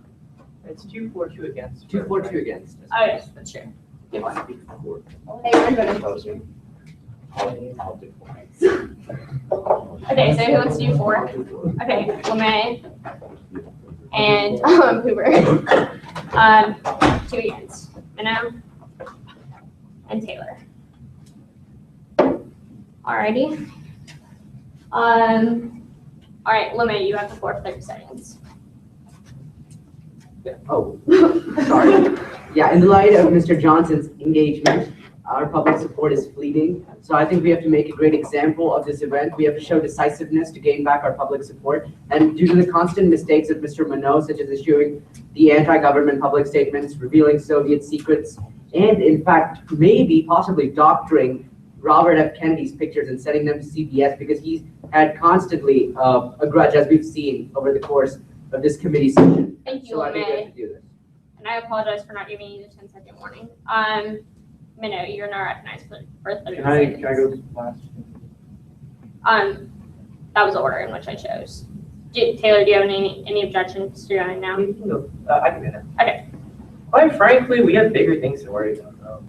Anything that we pass would be told to the Russians eventually anyways, so whether or not they know in the early stages of this is quite frankly irrelevant.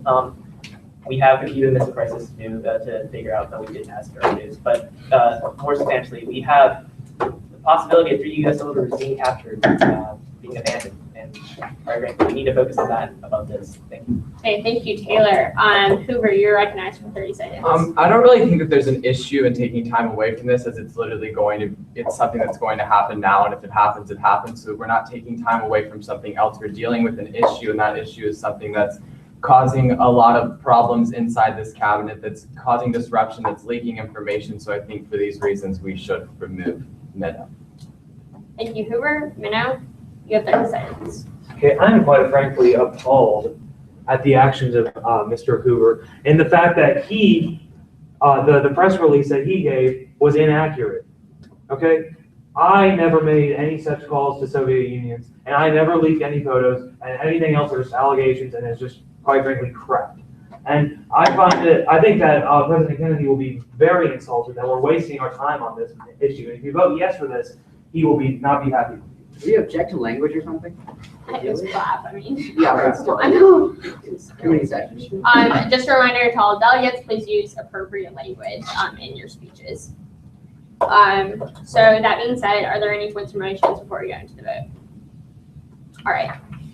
Motion to table this. Are you motioning to exit voting procedure? Yes, so motion to suspend or exit voting procedure. Let's give a second. Would it inquiry? What? Since we have to vote on the last one, would we have to like go back into voting procedure? Exactly. So does anyone have a second? Even if you have a second, it still has to be a majority vote in order to exit voting procedure. Okay, so seeing no seconds, that's not in order. Can I make a So- clarification too? Yeah. The directive is advising President Kennedy to do this, so It doesn't mean you will actually be removed from the committee. Okay. To clarify. so there's no point in actually you voting yes, in other words. We're not accepting any additional comments, so please disregard any comments that have been made in the past that are not given in speeches. And I would appreciate any comments that are being made to be made in speeches instead of when you don't have the floor. All right, we're going to vote. All those in favor for the passing the directive, remove Minow.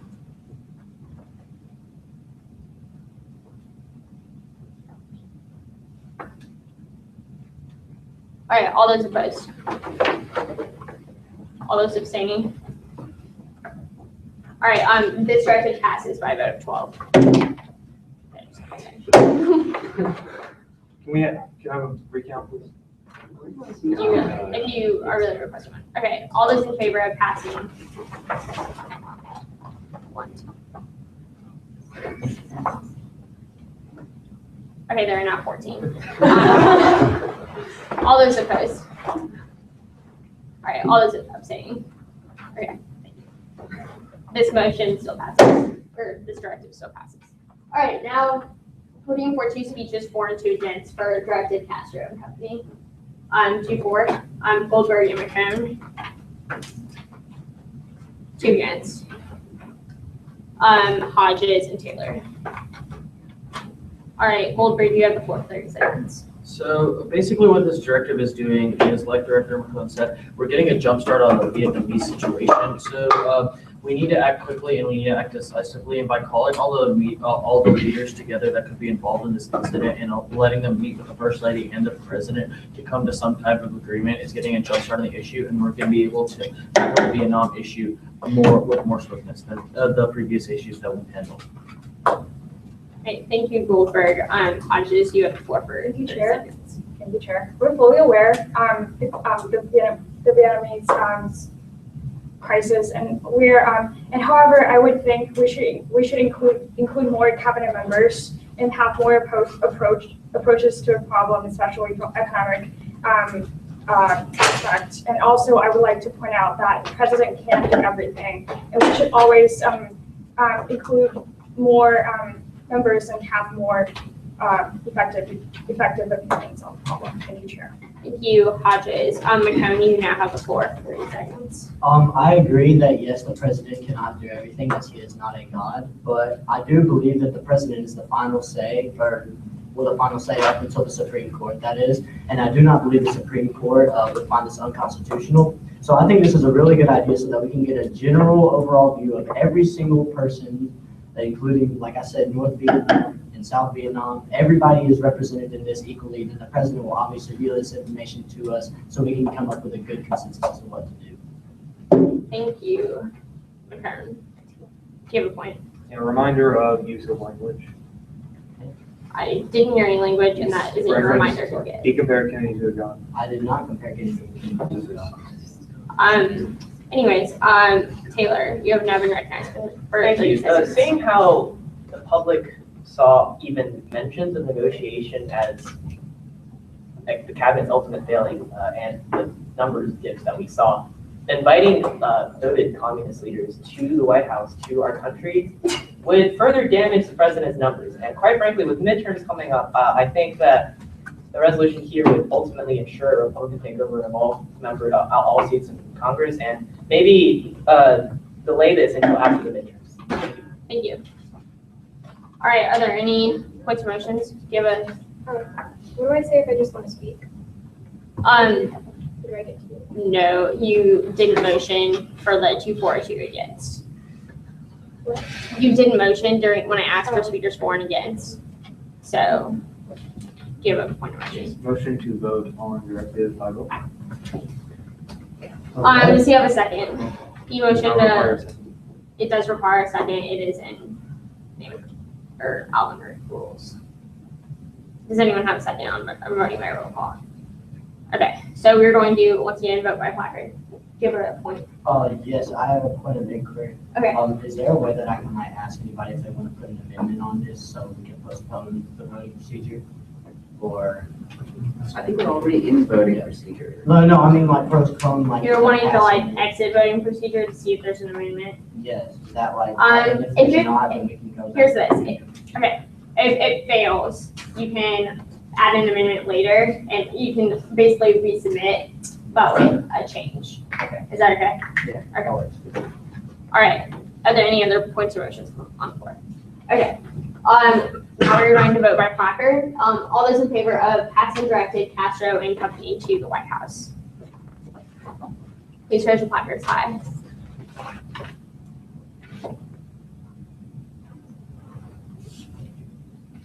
All right, all those opposed?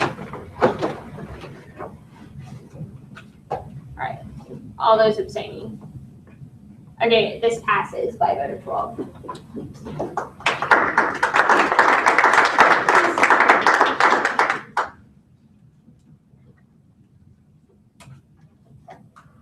All right, now we have finished voting on all of the directives that were on the floor. So are there any points or motions?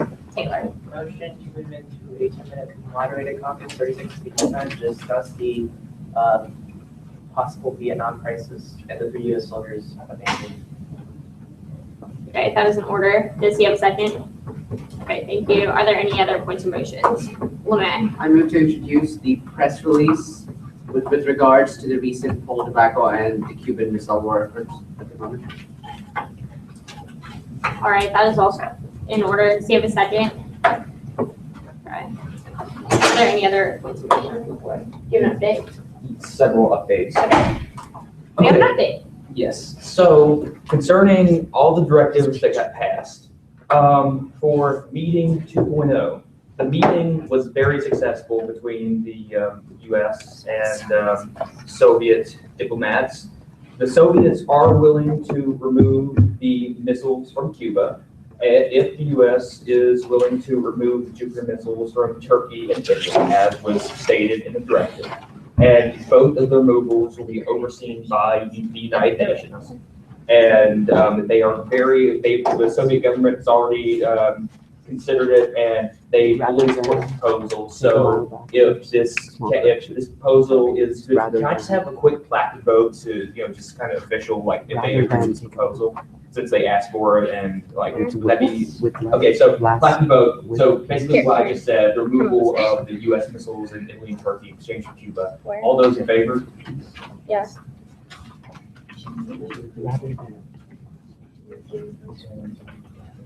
14, what's the third?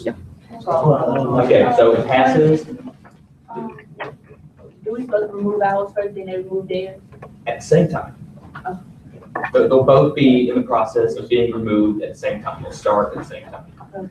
And all right, so that passes. Congratulations. At the moment, the Cuban Missile Crisis has been resolved.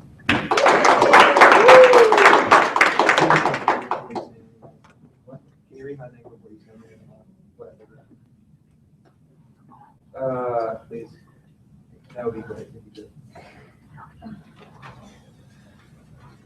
Hey, Robocop, do you have a name for this? Bruce Go Kennedy, go. Okay, no, like just wait until this is, okay. So for the removal thing, there was an internal investigation done, and it was discovered that the evidence against Minow was in fact fabricated.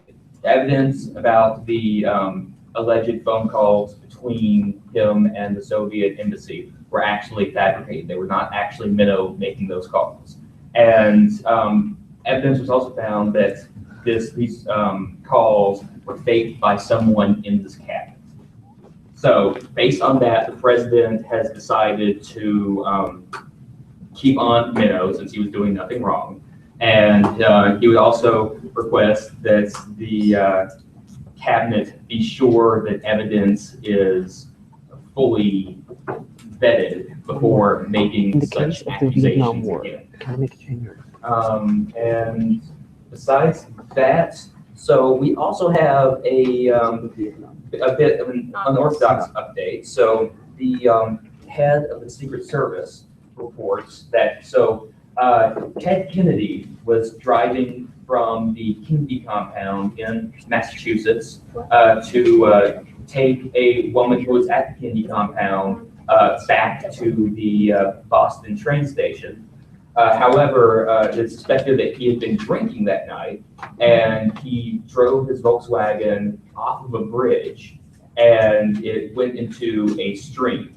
And Kennedy escaped fine, but the woman in question died. She drowned. He walked away, kind of dazed, and he was discovered by Secret Service a bit later. And it turns out that the woman that was visiting Kennedy compound was in fact Marilyn Monroe. So Marilyn Monroe is dead. Now, Let's take a moment.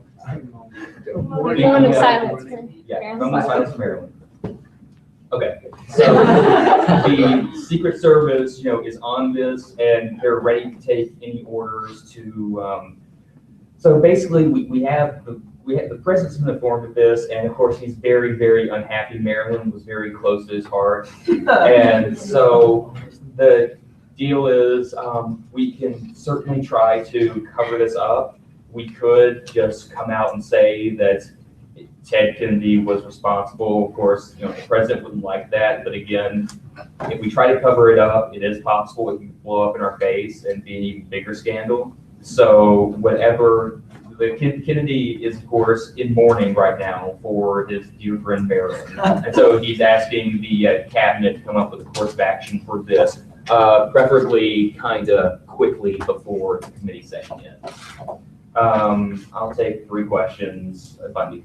That you said that there's RFK and Marilyn Monroe, and now that Kennedy is mourning those, do you think that people will get more ideas that even President Kennedy had something to do with her murder, or probably had something to do with her before she was dead? Well, so the evidence between RFK and Marilyn was widely believed to have been faked. The Photoshop job was really poor, and so it's very clear that that was not the real photo. So there's actually no evidence linking RFK to Marilyn. Additionally, there are rumors about private meetings between JFK and Marilyn, but there's nothing really substantive. So there's gossip, of course, but there's nothing actually truly linking him to any of this. Holly. Is this affecting popularity of the president right now? All right, so this hasn't been leaked. Only the Secret Service has tried to contain this. And so this happened in a rural area. And so they have tried to clean up the area and sort of remove Marilyn. And so they're awaiting our instructions on basically what they want to do with that, and also what we need to say to, if anything, we need to say to the public. All right, one more, Rupkoff. This kind of in relation to the question, what do you, if the public did find out that Ted was the one responsible for this incident, would you think it'd be a drastic decrease in poll ratings? Well, depending on the course of action the cabinet takes, if the cabinet declares that, Kennedy was the one responsible, and, probably, he will probably be arrested. Yeah. And unless some strings are pulled, and that would certainly hurt popularity.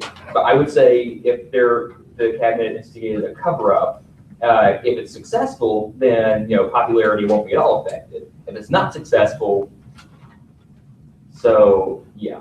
All right, I think that was 3. So with that, good luck. Wait, hold on, I got that I want to think of. Okay. Hey, Robert, can you? Yeah, I'll take.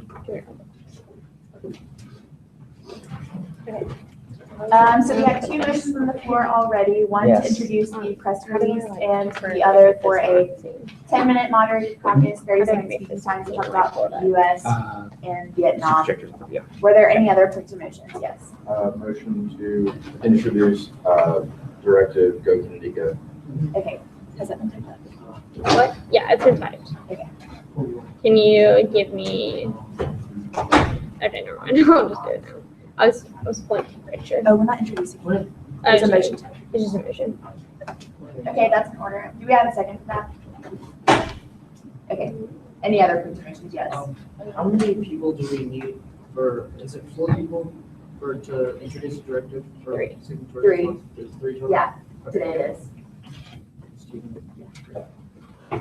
Yes, Bundy. I would motion to have a 10-minute, moderated caucus on the issue, Could you repeat that? I wanted to have a 10-minute moderated caucus on the issues with JFK, RFK, and Marilyn Monroe. What is second speaking time? Yeah. And we have a second. Okay, any other points or motions? Stevenson? Can I speak with one personal privilege? Sure. Webb? Motion for a 5-minute moderated caucus with a 30-second speaker. For the mayor?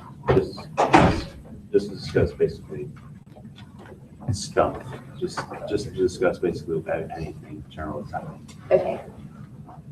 Any other points or motions? All right, we'll be voting on these from most disruptive. I'll read them out again to you so you know the options. We have a motion to introduce press release, motion to introduce Go Kennedy Go directive, a 10-minute moderated caucus, 30-second speaking time to discuss the Marilyn Monroe update, a 10-minute moderated caucus, 30-second speaking time on the Vietnam issue, and a 5-minute moderated caucus, 30-second speaking time to discuss general issues.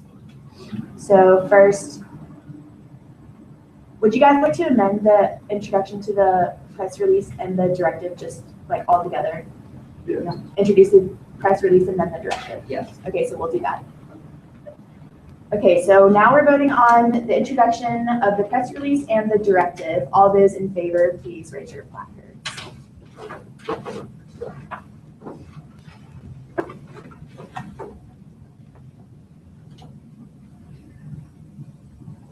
Okay, all those opposed? This motion passes.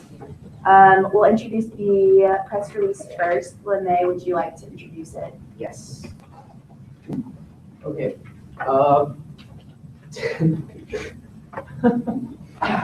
over that. Can I look at my road? Yeah. Which one is it? Up.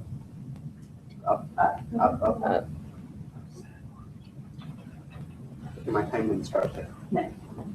That one, yeah. Yes. Okay. At this moment in time, we have a very unpopular government. Like the people don't like us at all. So right now, I think we should direct all the attention to the Soviets and leave away the Minow, the Johnsons, the Kennedy, Ted Kennedy, and everything. So for now, I think we should direct all our attention to the Soviets, and we should show strength. We're not definitely going to go to war because we don't want to agitate the people even more. So I think we should appease both sides, people who seek peace and people who seek war. So essentially, we're making a very rousing statement so that we can gain our popularity back from the people. So America is determined to show in this time of crisis and is willing to prove the effectiveness of our military if necessary. We will not back down when it comes to our ideals in the case of the Vietnam War. However, the lives of our American soldiers will not be thrown away in petty conflict with the Soviets. If we can resolve this conflict on equal terms, let us take a step forward into the light with peace rather than a mile backwards into the darkness of the war. Let us use peace and democracy to stop the spread of communism. So we'll gain back public support if we do this. And the popularity of the president is also going to rise because he's a man of his word rather than, oh yeah, Q&A, of course. Sorry. Any questions? Can everyone read the directive? What? Yeah. I can. Questions? Seeing how we don't have formal troop commitment in Vietnam, and this calls for us to not back down from that ideal, would you possibly think that this goes a little bit too far in suggesting to the Soviets that we're going to put troops in and possibly further increase tensions? Like, it's up to them. Like, if they point a gun at us, we're going to shoot back. So it's up to them whether we put our troops in Vietnam. At this moment, we're not deploying any troops in Vietnam. But if this conflict escalates, we are going to deploy troops. Mr. Goldberg? So don't you think that the Soviets are going to react kind of unfriendly to this? I mean, the negotiations are going so well, especially with Cuba issuing this kind of make them give us the cold shoulder again. We're not saying anything against the Soviets technically. We're using this to appease the American population. Like, their midterm is coming up, like we've seen in the Twitter feed. Like, that doesn't exist. But there's a midterms coming up, and I think we need to gain our popularity back so that President Kennedy wins again. And Mr. Mayor? But could this harm like relations with the Soviets? Like what we're already doing with the missiles and stuff, like that technically hasn't been like 100% confirmed yet. Missiles have actually been taken out. Okay. So could this, Actually, we passed it. We passed the directive. We passed the directive that we would agree to do that if everything was like, but has everything been settled yet? Like, I suppose. Okay. We can remove the last sentence, like stopping the spread of communism, so as to appease the Soviets in light of detail. So, can we remove the last sentence? Can you send a friendly? Okay. We'll write that. Any more? Yeah, time.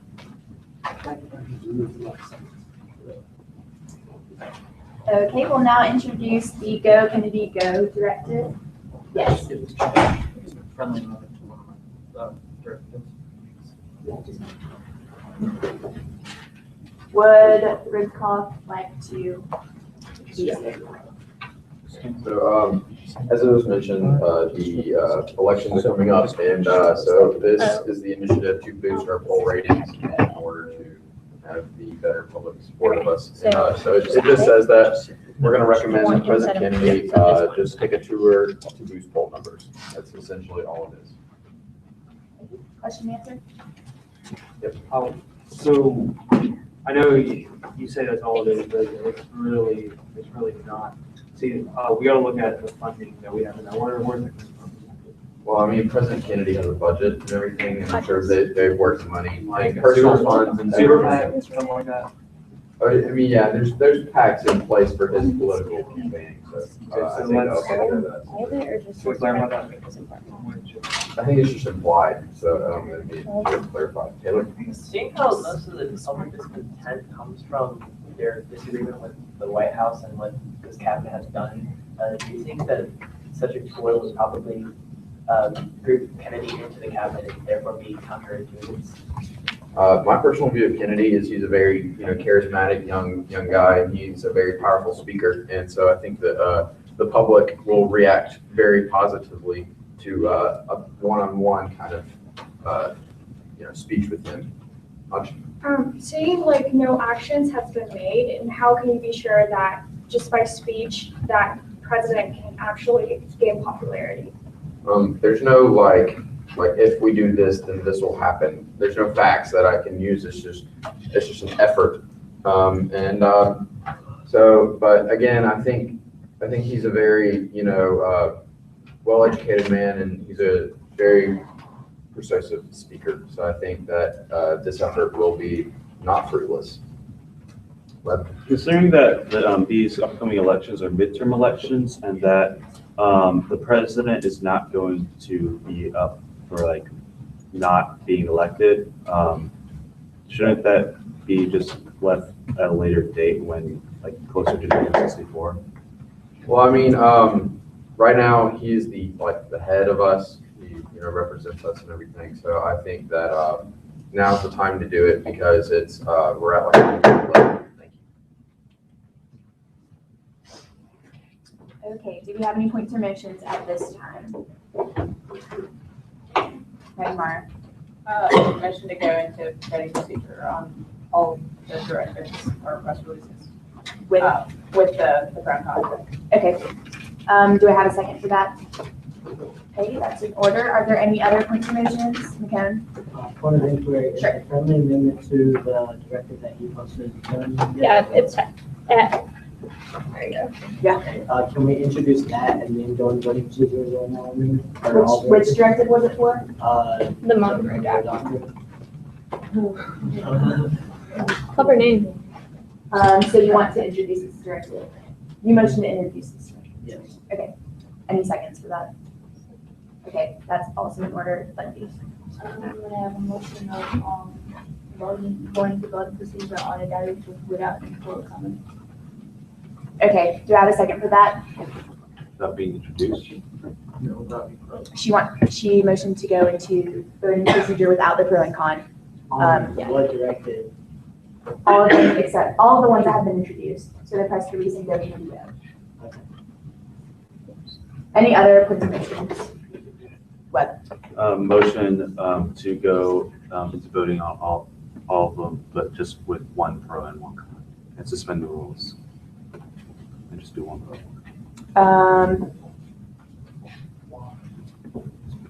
If we go into voting procedure for the 2 and 2, then you could motion to suspend the rules. Okay. Any other, Goldberg? Motion to introduce the member adoption. Yeah, you did that. Okay, so seeing no other points or motions, we're gonna vote on,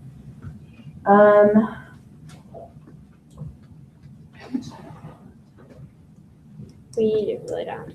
12 minutes. to do voting. 12 minutes. Well, I voted to introduce and then do just make speeches for the. That's all. I'm just gonna use discretion and we're gonna introduce them on your doctrine very quickly. And then we'll go from there. So with the sponsor for Monroe Doctrine, please come introduce it. He's supposed to be the sponsor too. That name. Yeah. Okay. Okay, you have a minute. So just a brief overview, basically what we're saying is that even, we don't really know what happened yet, so what we want to do is we want to just keep our debt classified and keep it quiet until after the midterms, because it can severely affect our poll ratings. Already, we see that our poll ratings are bad because of the scandals in the government. The second part is that after we admit for our death, we're gonna declare a day of mourning for Maryland and build a museum for us. And I just want to go ahead and reiterate his point. Basically, we're trying to be as honest as possible because it's never good whenever a scandal like this happens and the government lies. I think we've all learned from that. And we just want to try to keep it quiet and then release it to everyone so that we can keep up our poll ratings. Questions? Honesty does not come at the price of convenience. Why are we admitting to it after the midterms? Like now, then it's going to be a big scandal again. Like we didn't release it till after the midterm. Well, it makes a lot more sense to release it after the midterms. I mean, I understand what you're saying, that yes, it doesn't come at a convenience, but if we wait, then we're gonna keep up our poll terms, and then they're just gonna realize that, oh, okay, they're just gonna. No, It's not, But I think we should look at the big, but okay, yeah. We're also waiting for Okay, so we declared a day to mourn for Monroe, which is making like her incident a big deal. Obviously, people are going to look like into the crisis, so I don't think it's a really good idea. I mean, yeah, because that wasn't really a question, so. Oh, okay. How is that helping you to like increase the popularity of? Well, basically what it's showing is that we're sympathetic to whatever happened, and we're just trying to show that we're addressing events as they happen now.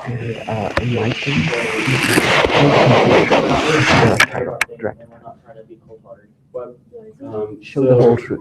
Do you not believe that if we admit to it after the midterms, that during the presidential elections, which are 1964, President will have a very, very low. Can we do it in next session? No, I don't believe that, because if we can boost Democratic support right now in the midterms, then we're gonna have a good Democratic support. I would still want to introduce it. Campaign, so. Keep in mind, we're also still investigating it. So the fact of the matter is, we don't know exactly what happened, but we're just trying to keep it quiet so that they don't start sensationalizing it. We don't need assumptions. funding. Okay, there's a. Wait, we said it was he's fine doing it after. Have you- everybody else. I don't really need a museum. There's a really. What's it? There's tons of museums for tons of actors and actresses and singers across the world. Thank you.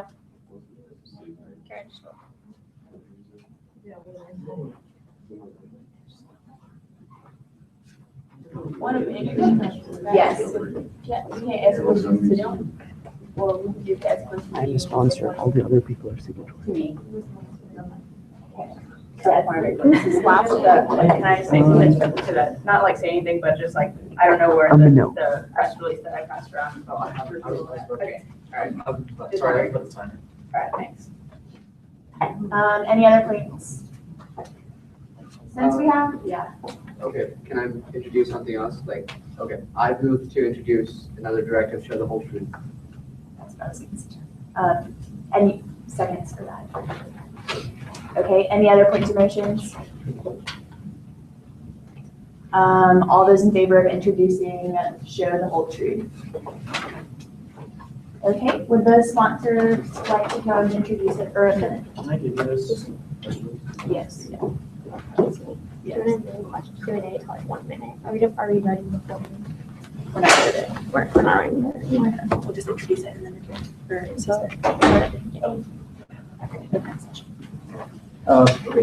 yes, go ahead. Okay, this is another way of dealing with the problem. I think we come out with the whole truth. Like, let's look at the big picture. We want our president to get a second term. Like, if we come out with this after the midterms, he's not going to win the presidency for the next time.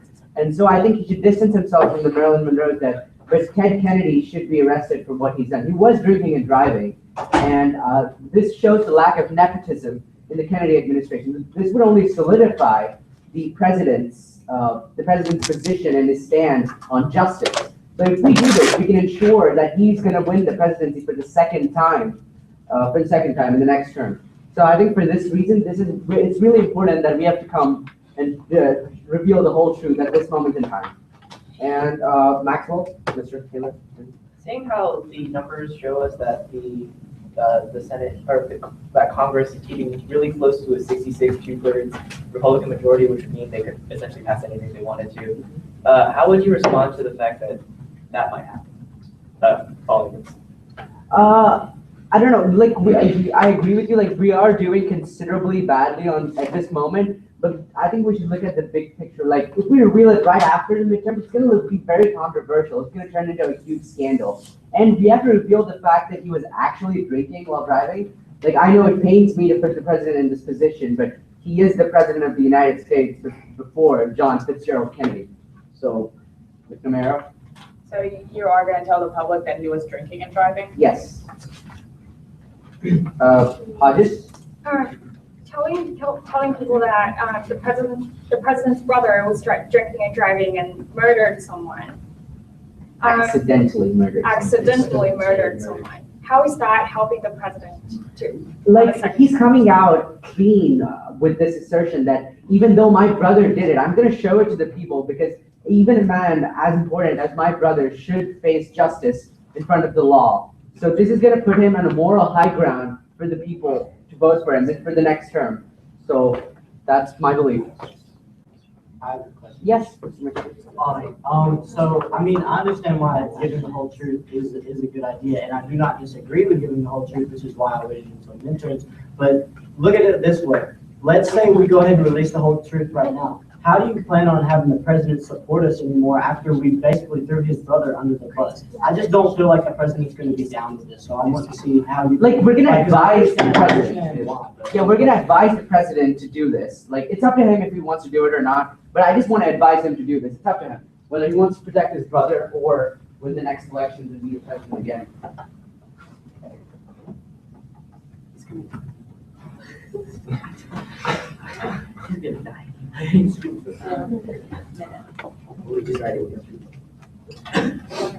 Yes. Is the press release been? It's ready to introduce. Okay. Can I Introduce it? Yeah. Yeah. Do we have a second to introduce the new press release? Okay, that is in order. Any other points or motions? Webb? Motion to vote on all the other directives and whatnot, except for the new press release, without pros and cons before the session ends. Since we only have 3 minutes left, I'm not sure we could do that before a session is suspended. We'll vote after we come back. Yeah, I would advise that we do that at the beginning of the next session. Any other points or motions? Yeah. Can we just go ahead and motion to adjourn, since anything we try to do is like. Okay, we should introduce that and then Okay. adjourn, like, to give it an even ending. We need to go now. Let's do it now. Yeah. 3 minutes. Yeah. Okay, are there any oppositions to just introducing this before a session suspends? Okay, then would the sponsors please come introduce it? And could we amend the Q&A to 1 minute? So this is just a press release, and I'll just read it out loud. Recently, Marilyn Monroe and Ted Kennedy were involved in an unfortunate car crash. Monroe died, but Kennedy was able to escape the car before it drowned. The cause of the accident is not yet known, but it is believed that Kennedy swerved to avoid a deer and drove into the lake. We sympathize the accident and all those it affects. So kind of what we were trying to do is, I guess, admit to it, but not try to present Kennedy in a bad light. So he likes animals. He wasn't trying to kill the deer. He just swerved and he went to the lake. So I think We're again giving the half truth, like we're saying it's a draft. I mean, it's always gonna blow up in our faces, like later, now, whenever. So I don't think we should lie, like coming out. Okay, yeah, that's it. Why are we not telling the whole truth? That's it. because it's gonna negatively affect Kennedy. Like it's gonna kill his ratings for the election. So like this way, it's kind of like, I mean, telling them that it was Kennedy's fault, but just like not the exact reason why, I guess. Colbert. So where did you get the information that he swerved to avoid it?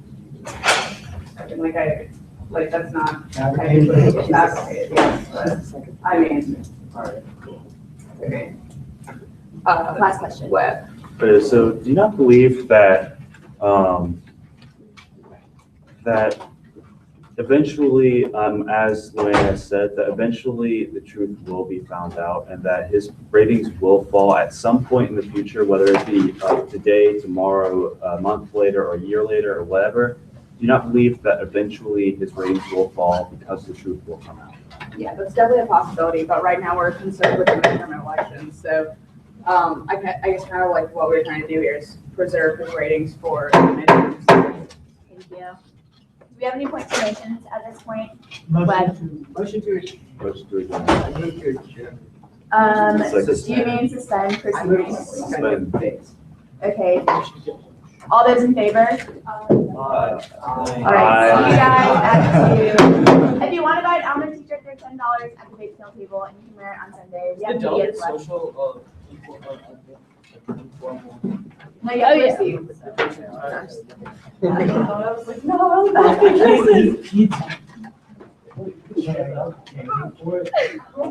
Read this, read.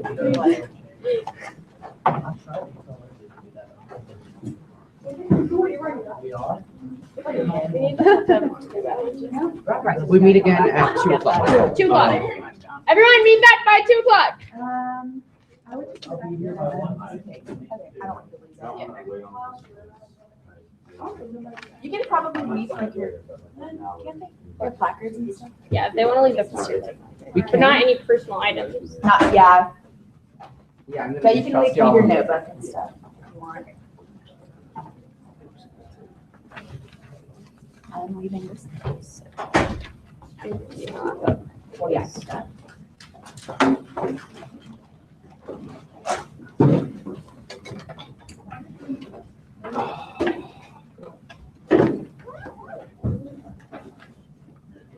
Are you guys staying on campus for lunch?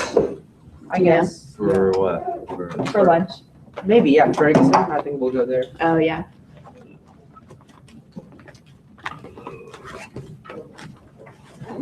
I'll just leave the light right here. So when is the social again? Is it 5? Is it at 5? No, I'm sorry, 7. So we won't have a third session. No, just the second one, 2 to 5. Okay. And then we have a break. Yeah. Great. Then we have a morning session tomorrow? Yep. Yes. Maybe session 5. Get this straight real quick. I felt like that was good progress made. Yeah. Much better than yesterday.